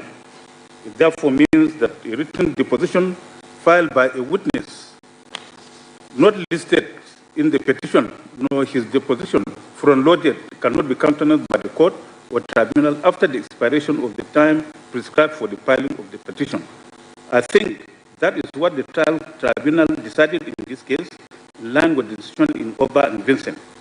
The combined effect of paragraph 4, 5, Roman 1 and 2, 14.1 and 3 of the First Schedule to the Electoral Act is that no witness can testify in chief before a tribunal if he has not deposed a written statement on oath, which must necessarily have been filed along with the petition. Close of court.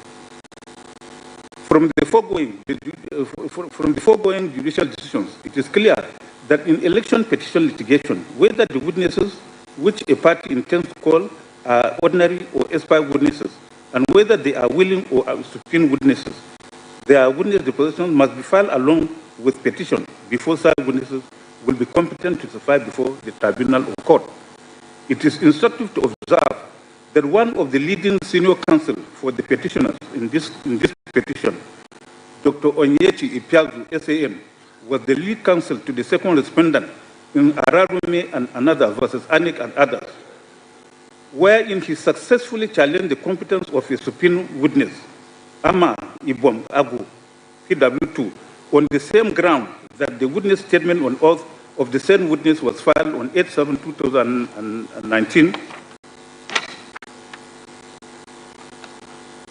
long after the time limited for the filing of the petition.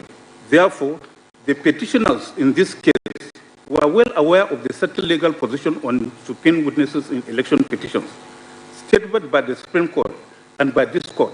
Yet they embarked on subpoenaing PW3, PW4, PW5, PW6, PW7, 8, 9, 10, 11, and 13. 10 out of their 13 witnesses, whose witness statements on oath were not front-loaded along with the petition. The petitioners have tried to argue that the said witnesses are witnesses of this court. With respect, this argument is misconceived because the subpoena in respect of those witnesses were issued upon the request of the petitioners. The applications for the issuance of the subpoenas were duly signed by filed at the registry of this court by the Petitioner Council, and the requisite fees paid, including filing fees and service fees as assessed, were duly paid by them before this court approved and issued the subpoenas. Therefore, those witnesses are the petition witnesses and not witnesses of this court. Indeed, the procedure for calling of witnesses by the court is by summons as stipulated in paragraph 42, sub 1 of the first schedule to the Electoral Act 2022. By the provisions of that paragraph, the tribunal or court may summon a witness as a witness who appears to the tribunal or court to have been concerned in the election. It is clear from the provisions of that paragraph that it is a person summoned by the court so motu in exercise of its powers under paragraph 42.1 that is a witness of the court and not a person subpoenaed at the request of a party to the case. In the instant case, PW3, who was subpoenaed at the request of the petitioners, is a staff of Channels Television who tendered exhibits PBH3 and PBH4, 2 flash drives containing third annual consultative meeting with leaders of political parties held on 26 October 2022, an interview with Mr. Festus Okoye, National Annual Commissioner, held on 12 March 2023, respectively. PW4, a professor of mathematics who was engaged before the election by the petitioners and whom the petitioners presented as a subpoena expert witness, stated under cross-examination by the first respondent that he concluded his report on the 19th of March 2023 before the petition was filed.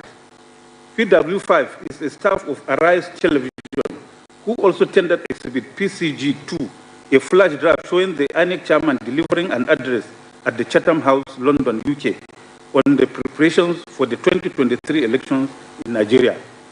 PW6 is a staff of African Independent Television, AIT, who tendered exhibit PCH1, a flash drive of the program Democracy Today, anchored on 22nd November 2022, wherein the INEC chairman was shown giving a brief on the preparations for the 2023 general elections. PW7, who claimed to be a cloud engineer and architect working with Amazon Web Services Incorporated, tendered exhibits PCJ3A to F, which are 6 reports of Amazon Web Services AWS Health Dashboard, which she said she downloaded from the Amazon website. Under cross-examination, however, she not only admitted that she is a member of the second petitioner. Please, let us be serious, please. This is a serious matter, it's not a laughing matter. She not only admitted that she is a member of the second petitioner, the Labour Party, but she had contested elections as a candidate for the second petitioner for House of Representatives elections, conducted along with the present elections on 25th February 2023. PW8, who claimed to be a cybersecurity expert, engaged by the Labour Party on 10th March 2023, stated that he produced his preliminary report on 17th or 18th March 2023 before the petition was filed. He tendered exhibit PCK1, a metadata. PW9, a staff of Women and Child Rescue Initiative, a non-governmental organization, claimed to be an observer in the 25th February 2023 elections, but stated that the subpoena was addressed to him personally and served at his village address. PW10 claimed to be an annual ad hoc staff who acted as a supervisor. He stated under cross-examination that the subpoena was addressed to him personally and not through INEC. PW11, who is a staff in the Legal Services Department of National Information Technology Department Agency, NIDDA, stated that the subpoena was addressed to him personally instead of his organization. As for PW13, who claimed to have acted as a presiding officer in the 25th February 2023 election, he stated that he was on a subpoena. The subpoena, which was admitted as Exhibit PCR, was, however, addressed to him personally and not through INEC. It is pertinent to observe that the above 10 witnesses subpoenaed by the petitioners were all witnesses who were available to the petitioners at the time of filing the petition. They were neither subpoenaed as adversaries nor subpoenaed as official witnesses. It is therefore beyond controversy that the witness statements on oath of those witnesses filed after the time limited for presentation of the petition had lapsed are incompetent, and the same witnesses had no virus to testify in this petition. Their testimonies are embodied in their respective witness statements on oath. Being incompetent are accordingly struck out. With regard to the respondents' objections to the admissibility of documents tendered by the petitioners, the first objection raised by the respondent is to exhibits tendered through PW4, as to exhibits tendered through PW4, 5, 6, 7, 8, and 8. These are exhibits PCD1, PCD2, PCD3, PCE1, PCE2, PCE3, PCE4, and PEF2, tendered through PW4. Exhibits PCG1 and PCG2, tendered through PW5. Exhibit PCH1, tendered through PW6. Exhibits PCJ1, PCJ2, PCJ3, A to F, and PCJ4, tendered through PW7. And exhibits PCK1 and PCK2 tendered through PW8. The said exhibits are, I have estimated them in this judgment. The respondents' essential argument is that since the subpoenaed witnesses and their witness statements on oath are incompetent, the documents tendered through those witnesses cannot be countenanced by the court. By paragraph 41(3) of the first schedule to the Electoral Act 2022, oral examination of witnesses is not allowed. Witnesses are only to adopt their respective written depositions and tender in evidence all disputed documents or other exhibits referred to in their depositions. By paragraph 5(b) of the schedule, such written depositions of the witnesses must be filed along with the petition.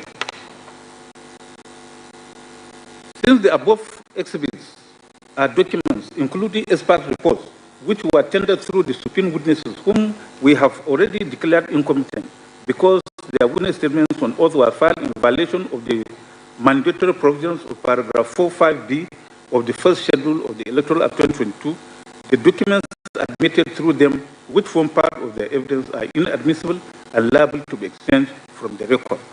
See the case of Buhari and INEC.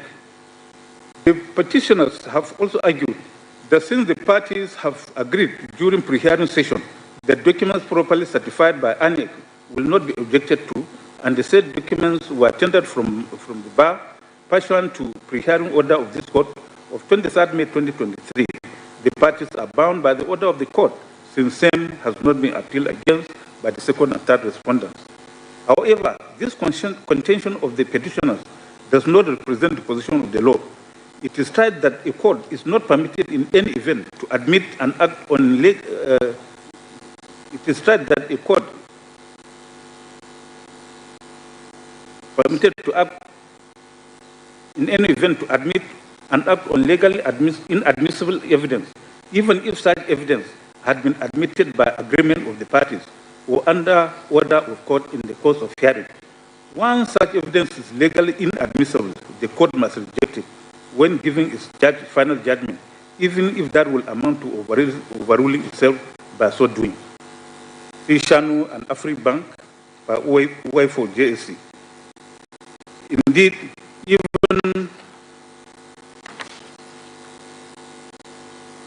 even in the case of Sani and Akwe relied upon by the petitioners.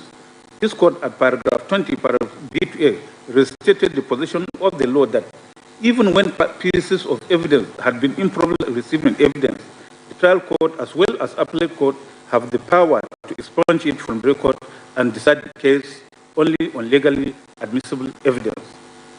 On the objection of the respondent to the admissibility of the documents tendered as expert reports by the petitioners, which were admitted as exhibits PCD1 to PCD3, PCE1 to PCE4, PCJ2, PCJ3A to F, and PCK1, the respondent's contention is that they are caught up by the provisions of Section 83, subsection 3 of the Evidence Act 2011, having been contrived for the purpose of this petition.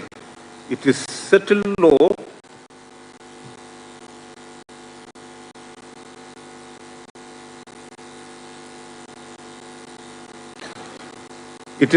that as provided in Section 83, subsection 3 of the Evidence Act 2011, and pronounced upon in several decisions of the appellate court that a document which is made by a party interested in a pending or anticipated proceeding involving a dispute as to any fact which the document tends to establish is inadmissible in evidence. Thus, in Latwaja and Ajimobi, where the Supreme Court, by Peter Odili, JSC held as follows, I quote, in respect of what is referred to as a person interested, I shall refer to the cases of Nigeria Social Insurance Trust versus Clifco, Nigeria Limited. As regards to the phrase, a person interested, I agree with the respondent that the phrase has been examined in the case of Evan versus Noble, where a person not interested in the outcome of an action has been described as a person who has no temptation to depart from the truth, one side or the other. A person not swayed by personal interest, but completely detached, judicial, impartial, independent. In other words, it contemplates that the person must be detached, independent, and non-participant, and really not interested which way in the context the case goes. Normally, a person who is performing an act in official capacity cannot be a person interested under Section 91, subsection 3, which is under Section 83.3. I think the phrase, a person interested, ever more so has been quite definitely put in the case of Halton and Halton to mean a person who has pecuniary or other material interest in the result of the proceeding, a person whose interest is affected by the result of the proceedings and therefore would have no temptation to pervert the truth to serve his personal or private ends. It does not mean an interest in the sense of intellectual observation or an interest purely due to sympathy. It means an interest in the legal sense, which imposes something to be gained or lost. CPC and Ombugadu, when considering and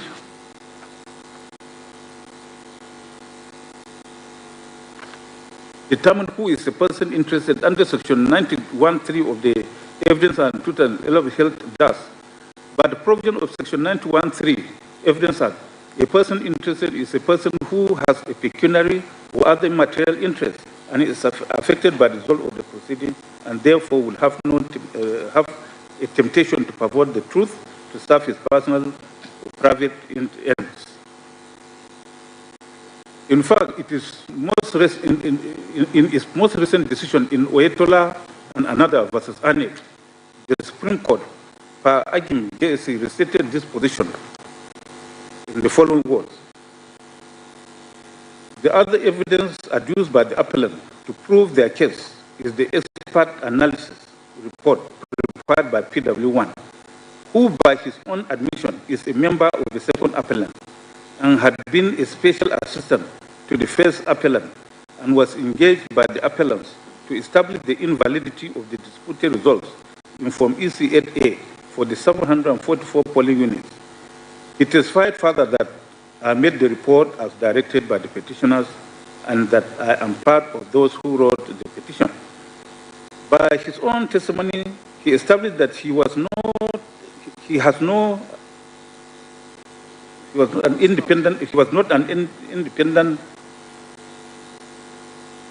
was not an independent expert, as he had an interest in the subject of his analysis and carried out the analysis from the conclusion that the results were invalid to justify to support the contemplated election petition. It was an analysis from an answer and not from a question. Such a report is not the product of an independent, impartial, detached, and professional analysis. He is clearly a person with the disposition or temptation to depart from the truth. The listing of the expert analysis report in the petition among the documents to be relied on to prove the petition show it was made in anticipation of contemplation to be filed.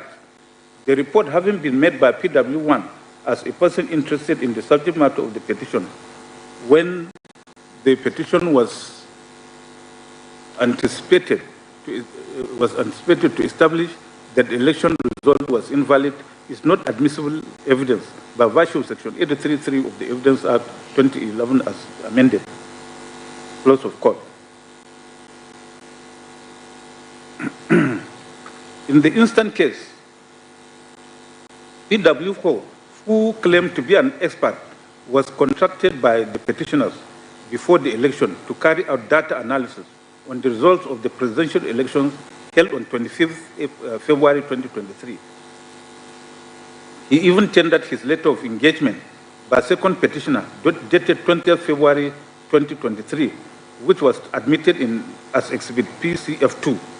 According to him, he produced his initial report on 19th March 2023. His report was made a day before this petition was filed, on 20th March 2023. Obviously, the report, Exhibit PCD1 to PCD3, was prepared in anticipation of this petition. As for PT.7, who also claimed to be an expert witness, she admitted that she was not only a member of the second petitioner, but had contested the House of Representatives election under the platform of the second petitioner, which election was conducted the same day with the presidential election on the 25th of February 2023. She also admitted that the report she presented in Exhibits PCJ A to F are public information hosted by Amazon, which she downloaded from the Amazon website, and that the open access information she downloaded in her report cannot be amended by her. This shows that PT.7 was clearly not the maker of the said documents. As for PT.8, who claimed to be a cybersecurity expert, he stated under cross-examination by the first respondent that he was engaged by the second petitioner as an expert on 10th March 2023, and that he produced a preliminary report on 17th and 18th of March 2023, and final report, Exhibit PCK1, at the end of May 2023, while this proceeding was pending. It is therefore evident from the above that PT.4, PT.7, and PT.8 are persons interested in the outcome of these proceedings.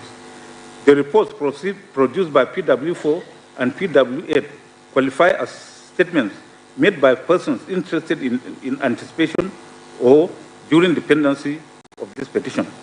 As for PT.7, she is admittedly an interested party, having been a member of and even contested election under the umbrella of the second petitioner. Her interest is further underscored by the fact that she admitted under cross-examination that she was attending court throughout the proceedings prior to her evidence.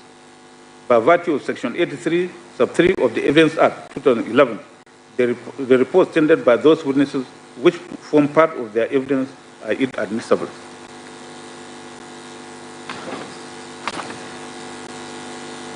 In view of the foregoing, Exhibits PCD1 to PCD3, PCE1 to PCE4, PCF to PCG2, PCH1, PCJ1, PCJ2, PCJ3A to F, PCJ4, PCK1, and PCK4 tendered through the incompetent PT.4, 5, 6, 7, and 8 are hereby expunged from the record of this court. The second aspect of the respondent's objection is on the ground of improper certification or authentication. On the second respondent's objection to Exhibit PBP1 to PBP.1, the IRF report for Adamawa State, on the ground that no certificate of authentication of those computer-generated documents was filed in compliance with Section 84 of the Evidence Act 2011. Exhibit PCB1 to PCB6, referred to by the petitioners in response to the objection, are IRF certificates of compliance for Bayelsa, Benue, Ekiti, Niger, Ogun, and Rivers states. Adamawa State is not included in those exhibits. Exhibit PCC1 to PCC28, which include Adamawa State, are actually Beaver's reports and their certificates of compliance. That of Adamawa is PCC21. In short, no certificate of compliance was produced by the first respondent in respect of exhibits PBP1 to PBP21. The blood IRF reports exhibits ECA series in respect of Adamawa State. However, since the documents were stated to have been downloaded from ANIC's IRF portal and were certified by ANIC as true copies of what they have in their IRF portal, the documents qualify as public documents within the meaning of Section 102 of the Evidence Act 2011, and the certification by ANIC authenticates those documents. Therefore, the provision of Section 84 of the Evidence Act is not applicable in this case. This is the position of the law as espoused by the Supreme Court in the case of Kubo and Dixie, where the Apex Court held that the computers from internet-generated documents printed from the website of a public institution is a public document, and only a copy of such document which is duly certified in compliance with Section 104 of the Evidence Act 2011 is admissible.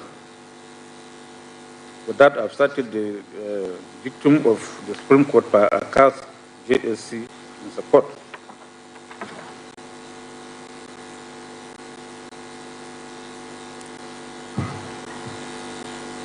Exhibits PBP1 to PBP21, having been downloaded from ANIC report and duly certified by ANIC, are clearly admissible.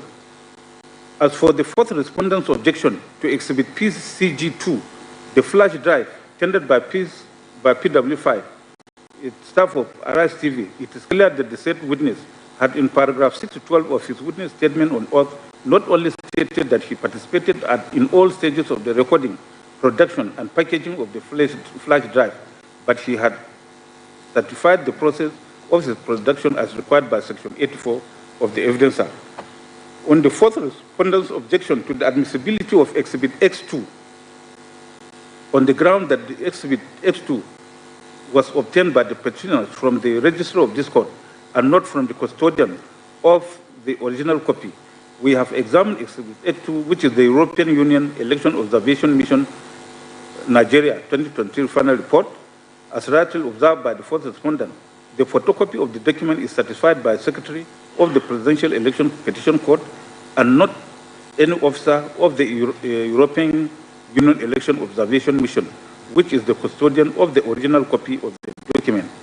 By Section 104(1) of the Evidence Act 2011, the secondary evidence of any public document is only admissible in evidence if it has been certified by a public officer having custody of the original copy of the document, who by that section may give a copy of same to any person who has a right to inspect, together with a certificate written at the foot of such copy that it is a true copy of such document or part of it as the case may be. Under subsection 2 of that section, the public officer is enjoined to certify same by subscribing his name, official title, and date, and why he is authorized to use a seal with his seal. Clearly, the registrar of Discord, who is not the custodian of the original copy of Exhibit X2, cannot validly certify that document under Section 104(1) of the Evidence Act 2011. See Omiseri and Arebeshola, Emmanuel vs. Umana, where Mwezi JSC stated that the whole essence of the court's insistence on the scrupulous adherence to the certification requirements of public documents is to vouchsafe their authenticity vis-à-vis the original copies. Since Exhibit X2 has not been validly certified, it is inadmissible in evidence. Accordingly, Exhibit X2 stands expunged from the record. The third aspect of the petitioner's objection to the petitioner's document is on the ground that the petitioners failed to plead specific facts to cover the documents objected to. The said documents objected to by the respondents are exhibits.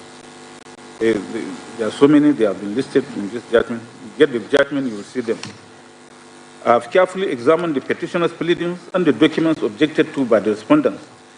The petitioners have specifically averred in paragraph 101 of the petition that they will be relying on all the first respondents' electoral and all other necessary documents used for the conduct of the presidential election, including the documents which they listed as items A to CCC of that paragraph. However, election petitions are sui generis, and it is settled that for an averment in an election petition to be competent, material facts relating to complaints made therein must be pleaded. See Belgore and Ahmed, Ipiazu and Oti. In the latter case of PDP and ANEC, the Supreme Court was categorical on this mandatory requirement of specificity in averments of election petitions when the court held as follows. On whether the affected paragraphs were rightly struck out, I have read the affected paragraphs and found that they relate to allegations of non-voting in several polling points, disruption of election, non-conclusion of election, some printing of ballot papers, falsification of election results, widespread disruption, irregularities and malpractice without providing particulars or the polling units where the alleged malpractice took place. The lower court was therefore right when it held as follows. The paragraphs above, in my view, are too generic, vague, and lacking in any particulars, as they are not tied specifically to any particular polling unit or any particular number of people who were alleged to be disenfranchised. The fact that a party can file further particulars or deny in a reply the averment in the pleading must not be general, it must be specific as to facts. It is settled law that a petitioner's obligation to plead particulars of fraud or falsification without which the allegation is a non-starter. I have nothing to add to this statement of law as advanced above. I adopt it as mine. Close of court.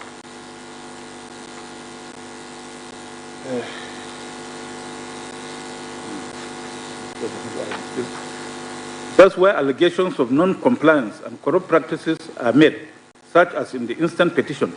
The polling units, wards, or other places where those irregularities and malpractices are alleged to have occurred must be specifically pleaded. The petitioners have argued that the issue of non-compliance by the first respondent to its laws, guidelines, and relevant statutes is a universal complaint because it is an infraction against the Nigerian people and the Nigerian state. However, this contention of the petitioners is not in consonance with the requirement of the law as espoused in Belgore and Ahmed, and PDP and ANEC. This is more so as the petitioner's allegations of non-compliance is interwoven with allegations of corrupt practice, and the same set of facts are pleaded for both. In the instant case, the petitioner tendered the following documents, which have been listed in this judgment. However, a look at the entire petition shows that no single complaint was made by the petitioners in respect of any of those states as to make those exhibits relevant to the petitioner's case. For instance, in paragraph 72, to which the petitioners referred in response to the objection, the petitioners have alleged that there was overvoting in the states of Ekiti, Oyo, Ondo, Taraba, Oshun, Kano, Rivers, Borno, Katsina, Kwara, Gombe, Yobe, and Niger states. However, the petitioners failed to specify the polling units where the overvoting took place, the total number of accredited voters, the total number of votes cast, and the number of votes to be deducted from the scores of the parties. Similarly, in paragraph 73, which was also referred to by the petitioners in their response to the objection, the petitioners have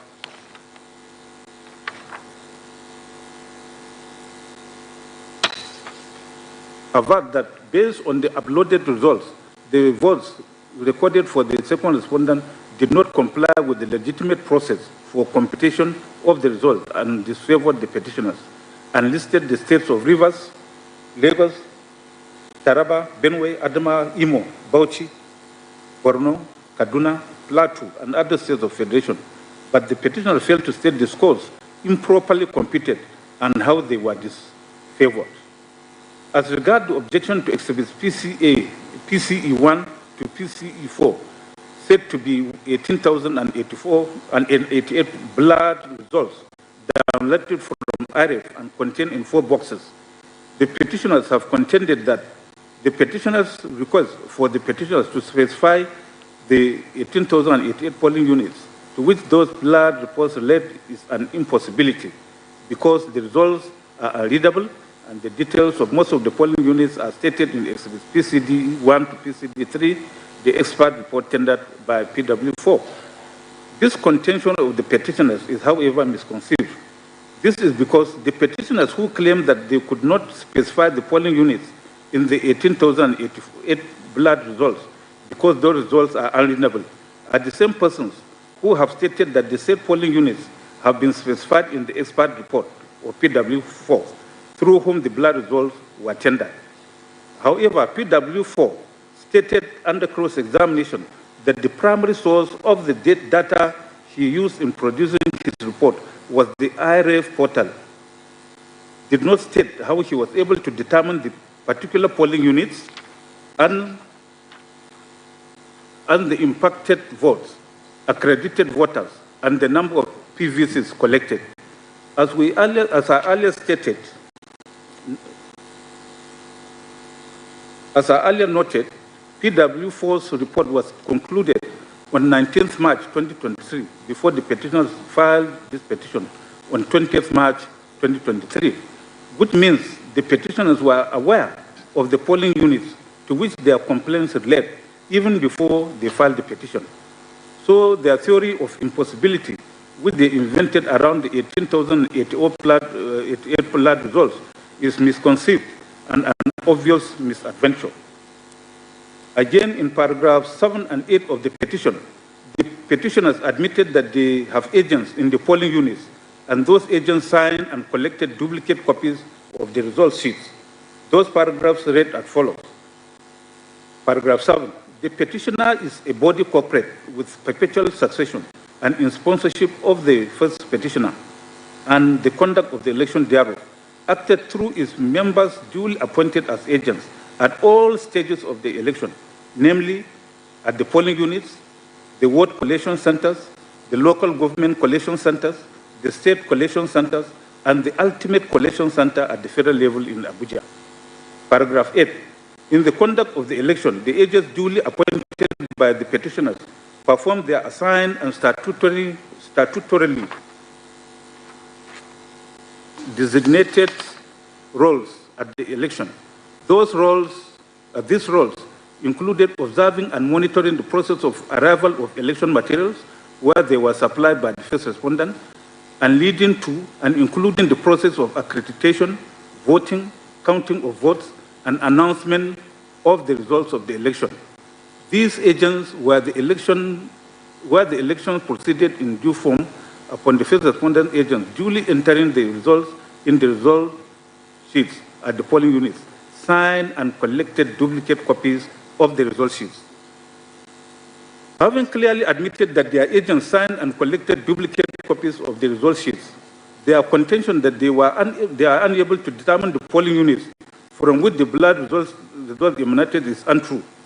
In fact, this admission reinforces the need for the petitioners to specify all the polling units in respect of which they made complaints, since their agents were availed with copies of the results of the polling units.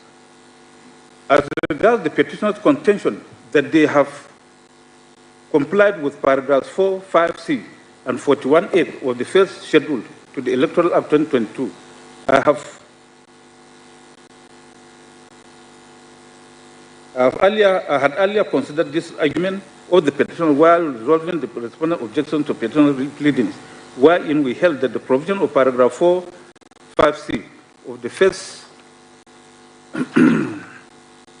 scheduled to the electoral of 2022 only relates to the front-loading of documents to be relied upon by the petitioners as their evidence during trial.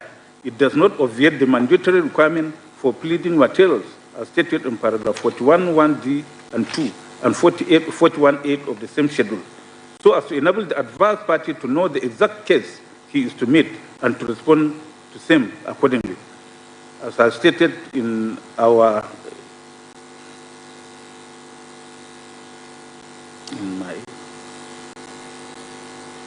my earlier ruling, the reports which the petitioners stated they had detailed the polling units was not filed along with the petition, so as to afford the respondent the opportunity to respond to same, but was merely tendered at trial, by which time the respondents had no opportunity to respond. Since the petitioners have failed to specify in the petition the polling units to which exhibits PCA1 to PCA4, the 18,088 ballot results relate, the said documents are clearly inadmissible. The said exhibits are hereby discountenanced and expunged from the record. We now go to petition objections to the respondents' documents. In the course of trial, the petitioner also objected to the documents tendered by the first and second and third respondents at the hearing of the 4th of July 2023. The first respondent had tendered exhibits RA1, RA2, RA3, RA4, R5, 6, and 7 through its sole witness, Dr. Lawrence Bayode, a deputy director in the ICT department of the first respondent, who gave evidence as RW1. Of those documents, the petitioners had objected to the admissibility of exhibits RA1, RA2, RA6, and RA7. Similarly, at the hearing of the 5th of July 2023, the petitioners had objected to all the documents tendered by the second and third respondents from the bar and through their sole witness, Senator Michael Opeyemi Bamidele, who testified as RW2. The petitioners had reserved their reasons for the objections to be adduced at the stage of final address. Pursuant to the order of this court, that parties should file separate addresses on their objections. The petitioners have filed separate addresses in support of their objections to the documents of the first respondent and those of the second and third respondents. The written address in support of the objection of the first respondent's documents was filed on 23rd July 2023, while that in support of the objection to the second and third respondent documents was filed on 20th July 2023.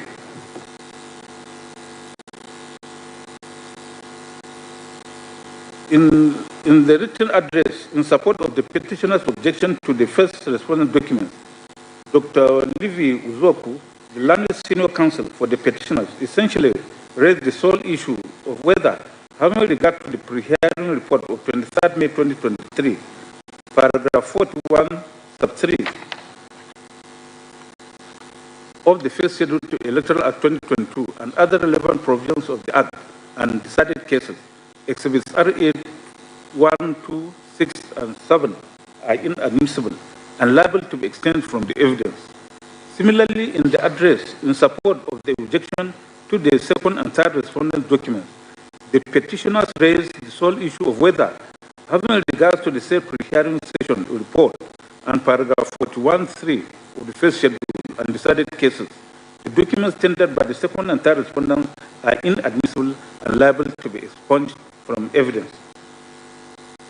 Learned Sir pointed out that Exhibit RA1 is a private document emanating from the third respondent and argued that in the absence of the narrow exceptions to the maker of the document, being the person to tender the document, the witness of the first respondent, thus RW1, cannot tender same in evidence.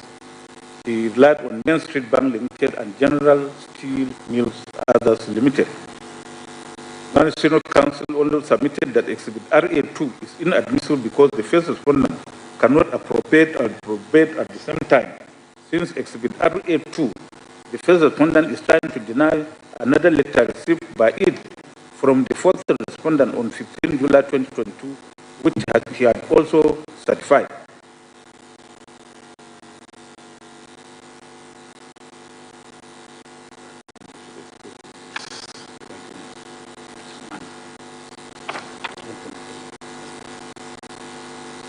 They will just go direct to the resolutions. So by virtue of the provisions of Section 102B of the Evidence Act 2011, public documents include public records kept in Nigeria of private documents. In the case of Onwuzurike and Idoziem and others, where the Supreme Court, Onogan JSC, held, as it then was, held that a private document sent to the police form part of the record and of the police and is consequently a public document within the provisions of Section 109 of the All Evidence Act, now Section 102 of the Extant Evidence Act 2011. It is also tried that a public document duly so satisfied is admissible in evidence, notwithstanding that it is not tendered by the maker. Indeed, a certified true copy of a public document can be tendered by a person who is not a party to the case. See the case of Maranro and Adebisi, Daga Shambulama, Mustafa Shetima and others versus Al-Haji Bukar Customs. Exhibits RA1 and RA2, being in the public record of the first respondent, are public documents and are therefore admissible in evidence, having been certified by the first respondent under Section 104 of the Evidence Act 2011. On the petition objection to Exhibits RA6 and RA7, the record of proceedings of this court of 4th July 2023 shows that, contrary to the assertion of the petitioners, the said Exhibits RA6 and RA7, which are the cloud trail log and certificate of compliance with Section 84 of the Evidence Act, respectively, were not tendered from the bar, but through RW1. Indeed, the record shows that the petitioners consented to the said documents being taken as read and demonstrated. We therefore have no hesitation in discountenancing the petitioner's objection to those documents.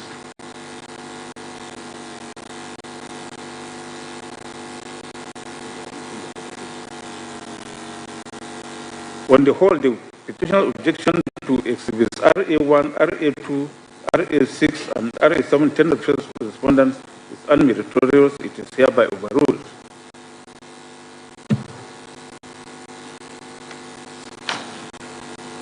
We now go to objection to the petition objection to the second and third respondents' documents. We consider the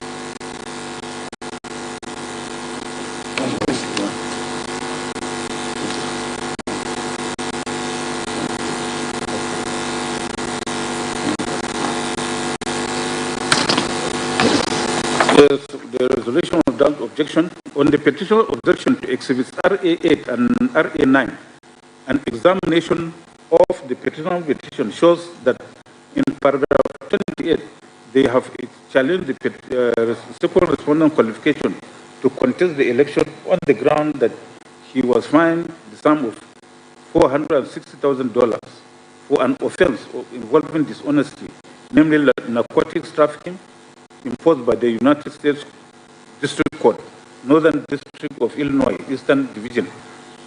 As rightly submitted by the second and third respondents, they have countered this allegation of the petitioners in paragraph 46 to 53, and particularly pleaded in paragraph 50 that the United States of America, through its embassy in Nigeria, had by a letter dated February 4, 2003, addressed to the then Inspector General of Police, confirmed that upon their record checks of the Federal Bureau of Investigation, National Crime Investigation Center, NCIC, a centralized information center that maintains records of every criminal arrest and conviction within the United States of America. There were no record of any form of criminal arrest, warrants against the second respondent. The respondents shall found and rely upon a copy of the said letter of February 4, 2023, signed by Michael, I think it should be 2003, signed by Michael M. Bonner. Yes, the date is wrongly stated. It will be corrected. From the foregoing, it is obvious that issues were joined by the parties on the indictment alleged by the petitioners and Exhibit RA8 and RA9 are clearly relevant. As for the argument of the petitioner over the custody of the documents, Exhibit RA8 is a letter of inquiry written by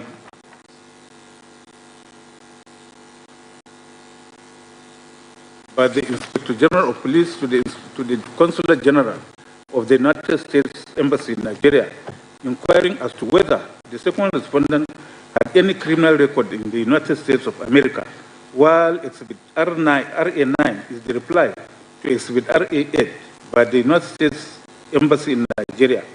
Both letters form part of the record of the Nigeria Police and are therefore public documents under Section 102B of the Evidence Act.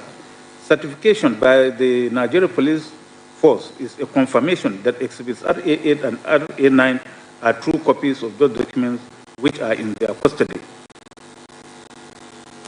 See, Onwuzurike and Idoziem, Abaje and Koka. With regard to the petition objection to the relevance of Exhibit R10, the record shows that the petitioner's challenge to the qualification of the second respondent was confined to allegations of double nomination of his running mate, the third respondent, and the alleged fine of the second respondent of the sum of $460,000 by a United States court.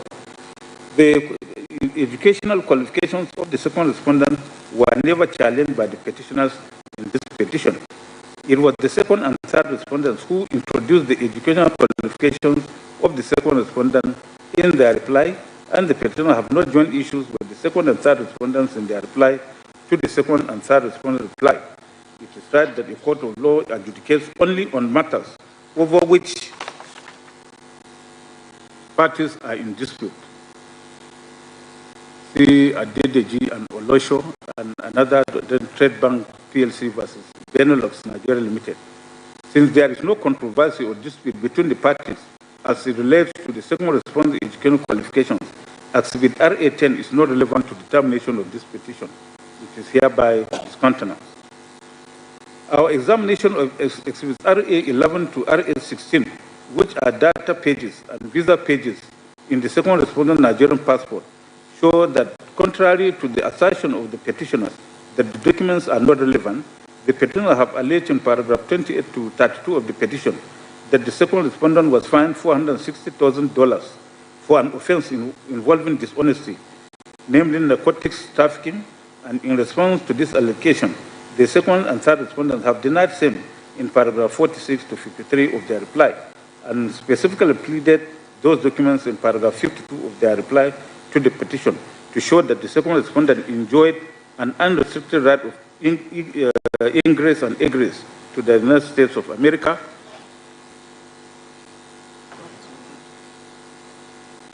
and up till now, he still enjoys an unimpeded right of access to the United States of America. It is therefore a considered view that Exhibits RA11 and RA16 are relevant to these proceedings, and the petitioner objection to same is hereby discontinued. As for Exhibits RA17 and RA18, the petitioner's reason for objection to same has nothing to do with the admissibility of the documents. The second and third respondents, having raised objection to the first petition's locus standi to present the petition in paragraphs 1A to M of their reply to the petition. However, we have already considered and determined the issue of the petitioner's locus standi whilst resolving the respondents' preliminary objections. We have already resolved them in favor of the petitioners. Therefore, this objection has been overtaken by our ruling on the preliminary objection. On the petitioner contention that Exhibit RA19, the report of the committee on the location of the federal capital Nigeria, is not relevant, we have examined the pleadings and said, while the petitioners have averred in paragraph 81 of the petition that a presidential candidate must score 25% of the votes in FCT before he can be declared and return elected, the second and third respondents have averred in paragraph 86 of their reply that the FCT does not enjoy a special status over the other states of the Federation. and that Abuja is still inhabited by Nigerians who are deemed equal to Nigerians in any other part of Nigeria, and residents of Abuja are not conferred with any privilege and advantage that is not accorded to citizens of other communities or states in Nigeria. We are therefore of the view that facts have been pleaded which rendered Exhibit RA 19 relevant and admissible. On the petitioner's objection to the admissibility of Exhibit RA 22, we observe that the document is the same as Exhibit RA 2, which we have already found to be admissible, having been certified by ANIC as a copy of document in their possession. The tender of Exhibit RA 22, which is not even certified, is therefore a surplusage and is hereby discountenanced. With regard to the objection to admissibility of Exhibits RA 24 and RA 25, which are syntheses of pages 28 and 29 and 27 of Nigerian Tribune newspapers, respectively. The reasons advanced for the objection of the petitioners are not legal grounds for challenging admissibility of a document. We have no hesitation in discounting the objection, contrary to the arguments of the second and third respondents' counsel that Exhibit RA 27, the ECOWAS preliminary declaration, is a private document. The said document forms part of the official record of the Economic Community of West African States, ECOWAS, an official body established under the ECOWAS Treaty.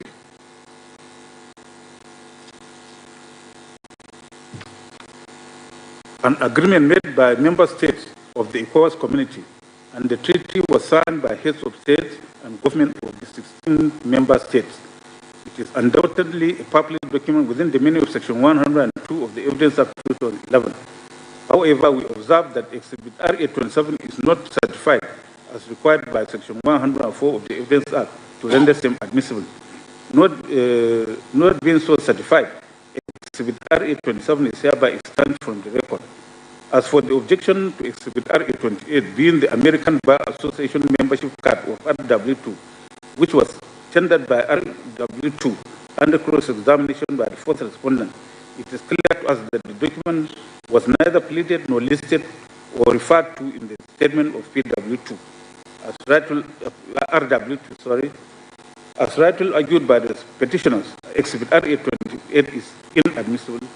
Accordingly, it is hereby expunged from the record.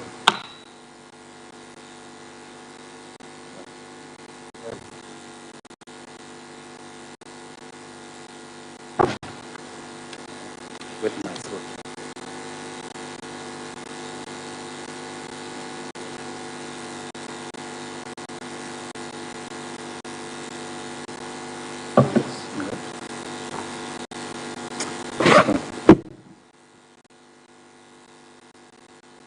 Now we go to the merit of the petition.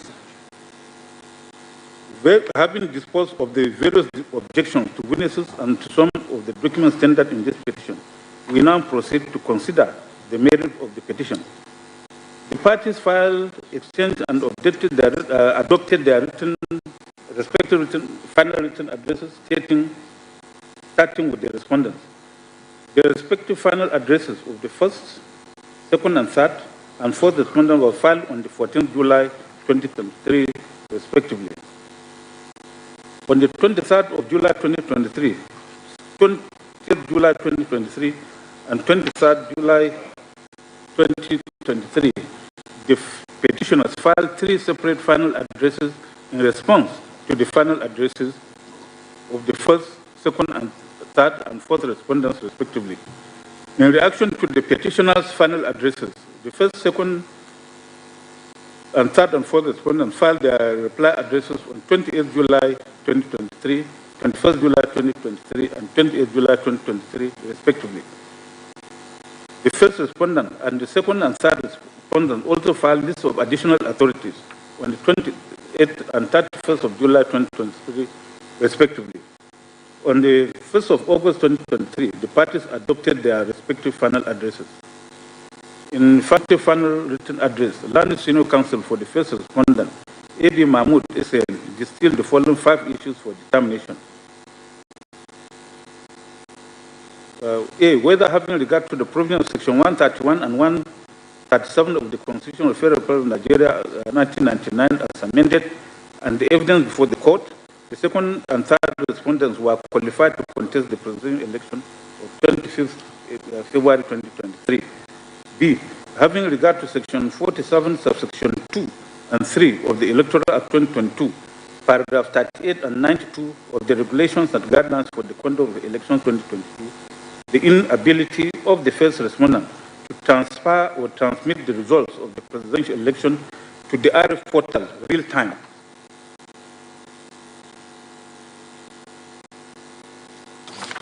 amounted to non-compliance to Electoral Act, and whether such non-compliance substantially affected the outcome of the election. C. Whether by the totality of evidence adduced, the petitioners have proven that the election of the second respondent was invalid by reason of corrupt practices and non-compliance with the provisions of the Electoral Act 2022. D.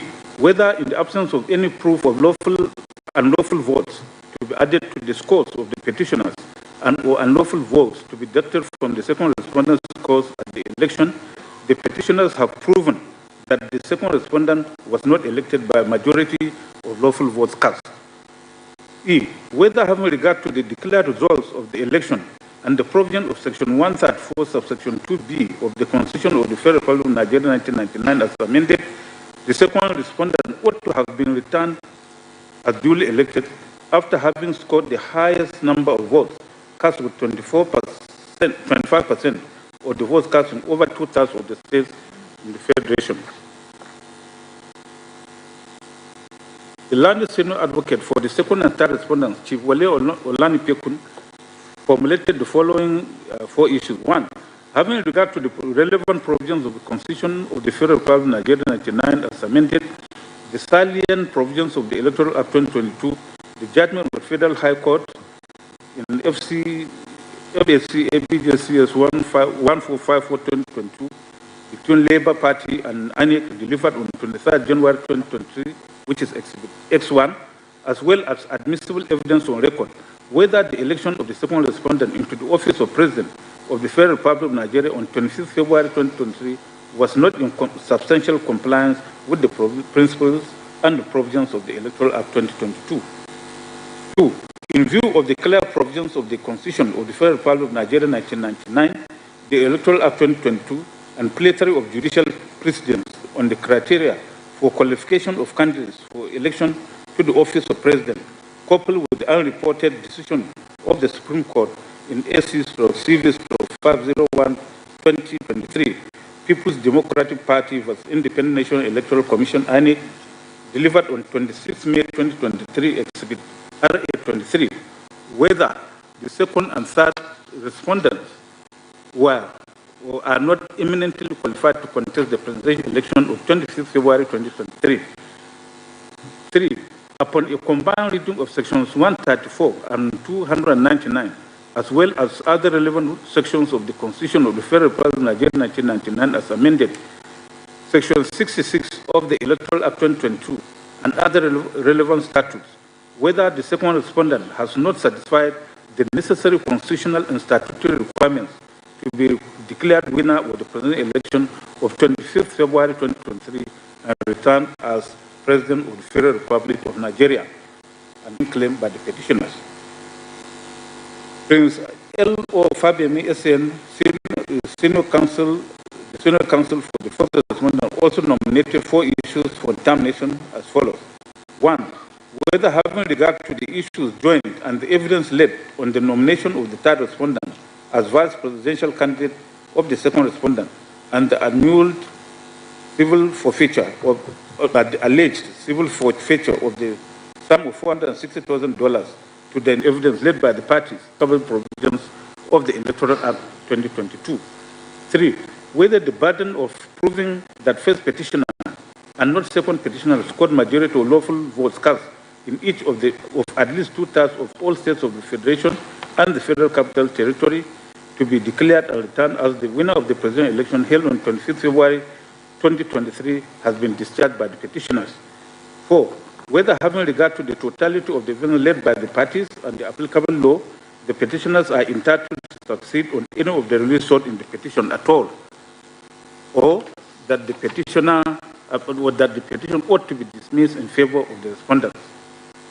On the part of the petitioners, their lead senior counsel, Dr. Livy Uzoku SN, distilled the following three issues in the petitioner's final address in response to the final address of the first and fourth respondents. One, whether the second and third respondents are qualified to contest the presidential election by reason of the unchallenged facts and circumstances arising under Section 137, subsection 1D, 142, subsection 1 and 2 of the 1999 Constitution, Section 35 of the Electoral Act 2022 in this petition. Two, whether from the documentary evidence before the Honorable Court read and examined together with the unchallenged expert and technical evidence of the petition witnesses, the petitioner proved that the non-compliance by the first respondent with the relevant provisions of the Act 2022 and the subsidiary legislation made thereunder substantially affected the outcome of the questioned presidential election held on 25th February 2023.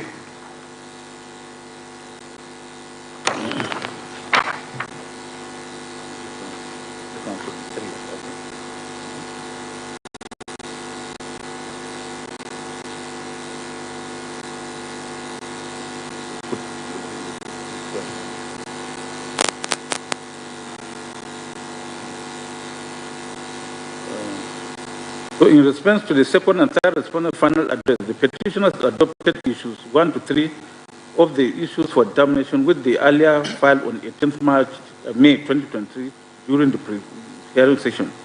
These are: 1, whether the second respondent at the time of the presidential election held on 25th day of February 23 was not disqualified to contest the said election by virtue of the provisions of Section 1371D of the Constitution of the Federal Republic of Nigeria as amended.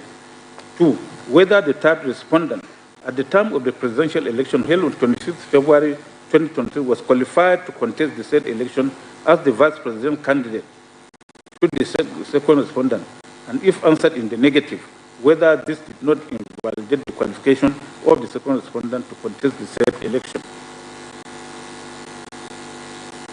3, whether the presidential election held on 25th February 2023, wherein the second respondent was declared and returned by the first respondent as the winner, was not invalid by reason of non-compliance with the provisions of the Electoral Act 2022 and any guidelines and regulations for the conduct of the election 2022 made pursuant to the Act. From the pleadings, the evidence adduced, and the submissions of counsel of the parties, it is a considered view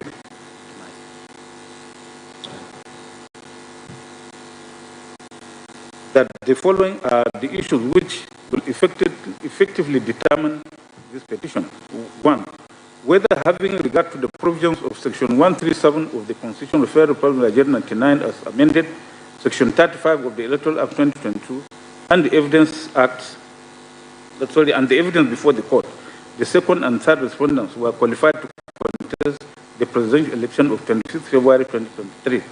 2, whether having regard to the evidence adduced by the parties, the petitioners have established that there was substantial non-compliance with the provisions of the Electoral Act 2022, and that the non-compliance substantially affected the results of the election.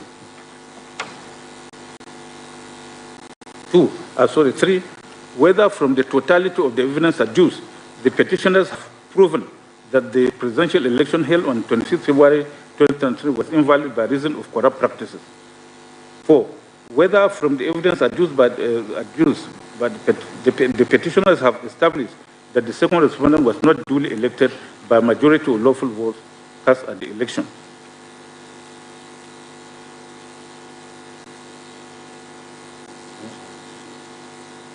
Well, as we stated earlier, we have summarized the submissions of counsel. We see no need of reading them out.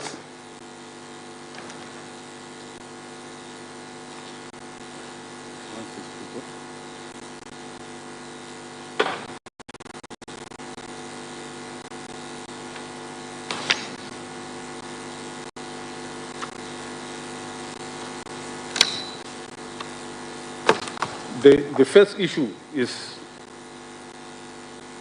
whether, having regard to the provisions of Section 137 of the Constitution of the Federal Republic of Nigeria as amended, Section 35 of the Electoral Act and the evidence before the court, the second and third respondents were qualified to contest the presidential election of 26 February 2023.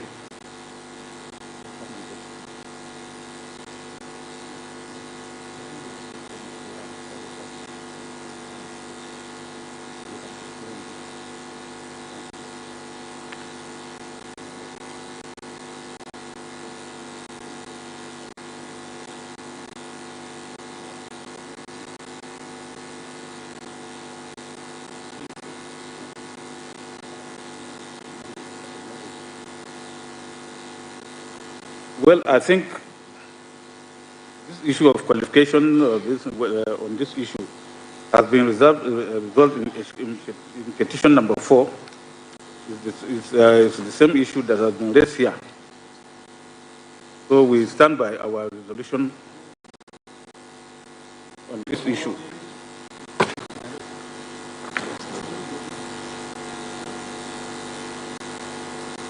The only exception is the allegation on the issue of the second allegation made by the petitioners in ground 1, which is contained in paragraphs 28 to 30 of the petition, is that the second respondent is disqualified from contesting the presidential election because they stated in paragraph 28 of the petition as follows. The petitioner further pleaded that the second respondent was also at the time of the election not qualified to contest for election to the office of president, as he was fined the sum of $460,000 for an offense involving dishonesty, namely narcotics trafficking, imposed by the United States District Court, Northern District of Illinois, Eastern Division, in case number 93C4483 between United States of America plaintiff versus funds in the account of 2633226 held by First Heritage Bank in the name of Bola Tinubu, funds in accounts 394833134, 394833396, 4650279566, held by Citibank NA in the name of Bola Tinubu or Compass Finance and Investment Company. Funds in accounts number that are held by Citibank International in the name of Bola Tinubu defendants.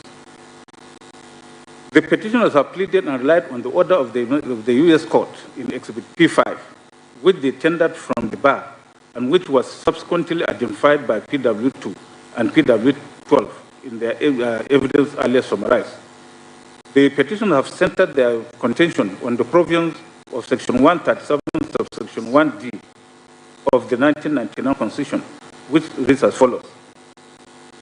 A person shall not be qualified for election to the office of president if D.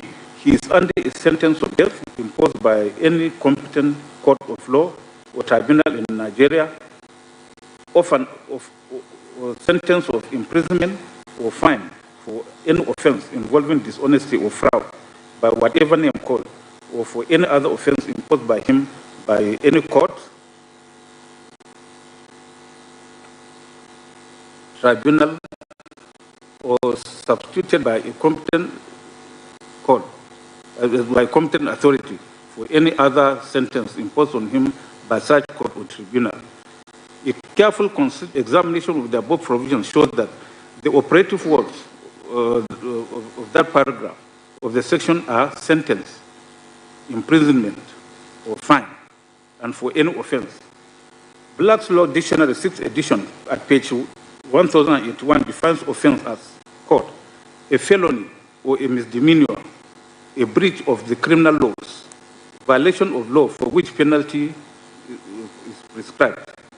The word offense, while sometimes used in various senses, generally implies a felony or a misdemeanor, infringing public as distinguished from mere private rights. Infringing on public. Yes, and punishable under the criminal laws, though it may also include the violation of a criminal statute, which the remedy is merely a civil suit to recover the penalty, an act clearly prohibited by the lawful authority for published laws, close of court. Also, the Supreme Court, in the case of Abdullahi Umar and the state, held that an offense is an act which is clearly prohibited by law and which may be a crime or a civil offense. Sentence, on the other hand, has been defined by the same Black's Law Dictionary at page 1362 as follows. The punishment to be inflicted, usually in the form of a fine, incarceration, or probation. Again, this court also defined sentencing in Yakubu and the state as follows. The judicial determination of a legal sanction to be imposed on a person found guilty of an offense. It means the prescription of a particular punishment by a court to someone convicted of a crime. It is discernible from the above, quoted above, is one which emanates from a sentence for a criminal offense involving dishonesty or fraud. The words for imprisonment or fine also presupposes that the fine envisaged under the section is one which is imposed as an alternative to the imprisonment. In other words, the provision of Section 137, subsection 1D relates to sentence of death or sentence of imprisonment or fine imposed as a result of a criminal trial and conviction. Indeed, in considering the offense that can amount to disqualification under Section 1371 of the Constitution, the Supreme Court held in Action Congress versus ANIC as follows. The disqualification in Section 137, subsection 1, clearly involves a deprivation of right and a presumption of guilt for embezzlement or fraud in derogation of the safeguards in Section 36, subsection 1 and 5 of the Constitution. The trial and conviction by a court is the only constitutionally permitted way to prove guilt, and therefore the only ground for the imposition of criminal punishment or penalty for the criminal offenses of embezzlement or fraud. Clearly, imposition of the penalty of disqualification for embezzlement or fraud solely on the basis of an indictment for those offenses by an administrative panel of inquiry implies a presumption of guilt, contrary to Section 36, subsection 5 of the Constitution of the Federal Republic of Nigeria 1999, whereas conviction for offenses and imposition of penalties and punishments are matters appertaining exclusively to judicial power. See also the cases of Amity and Anis Omuwaye versus Attorney General of Ekiti State, Abdul Karim and others versus Shinkafi.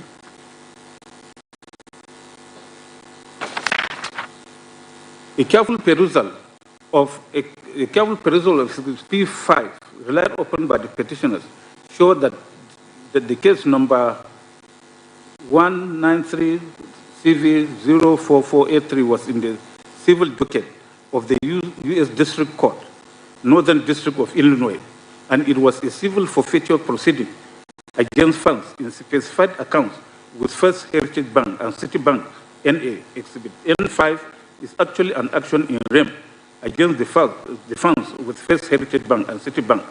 It is not an action in personam against the second respondent.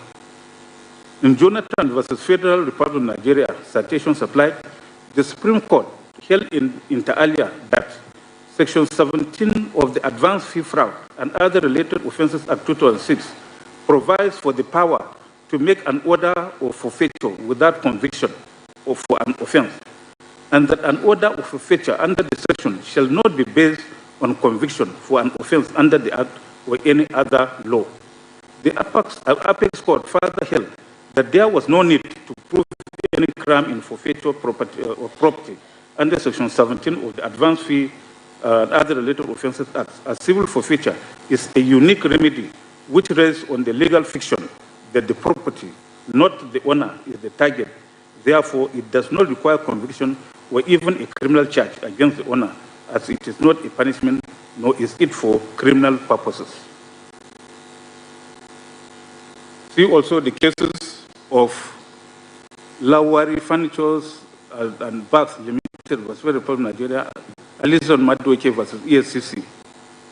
From the legal definitions and judicial authorities cited above, it is clear that the sentence of imprisonment or fine for any offense involving dishonesty or fraud envisaged in Section 137, subsection 1D of the Constitution, is one imposed upon a criminal trial and conviction.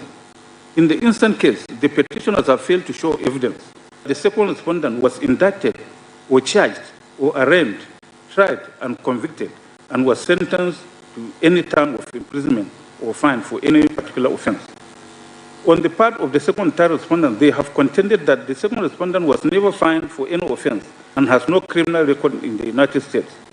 In proof of their assertion, they have tendered exhibits RA8 and RA9 from the bar and called RW2 to give evidence and identify the said exhibits as documents he referred to in his adopted statement of oath on oath of 12 April 2023.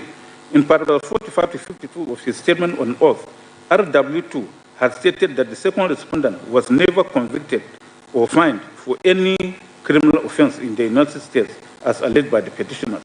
RW2 stated as follows in paragraph 46, 47, and 49. 46 says, in case number 93C4483 at the United States District Court, Northern State District of Illinois, Eastern Division, which was pleaded by the petitioners. 1, 2, the second respondent was not arraigned and did not take omission.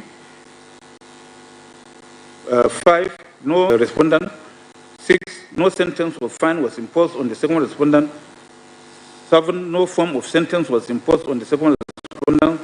8, case number 93C4483 was a civil suit in respect of which the court exercised civil jurisdiction under 18 U.S.C. 9 and 28 U.S.C.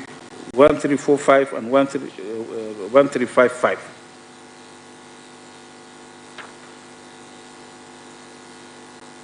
In paragraph 47, he said, I also note that in case number 93C4483 at the United States District Court, Northern District of Illinois, Eastern Division, no impersonal criminal sentence was imposed on the second respondent. 49, the second respondent was not convicted in case number 93C4483, United States District Court, Northern District of Illinois.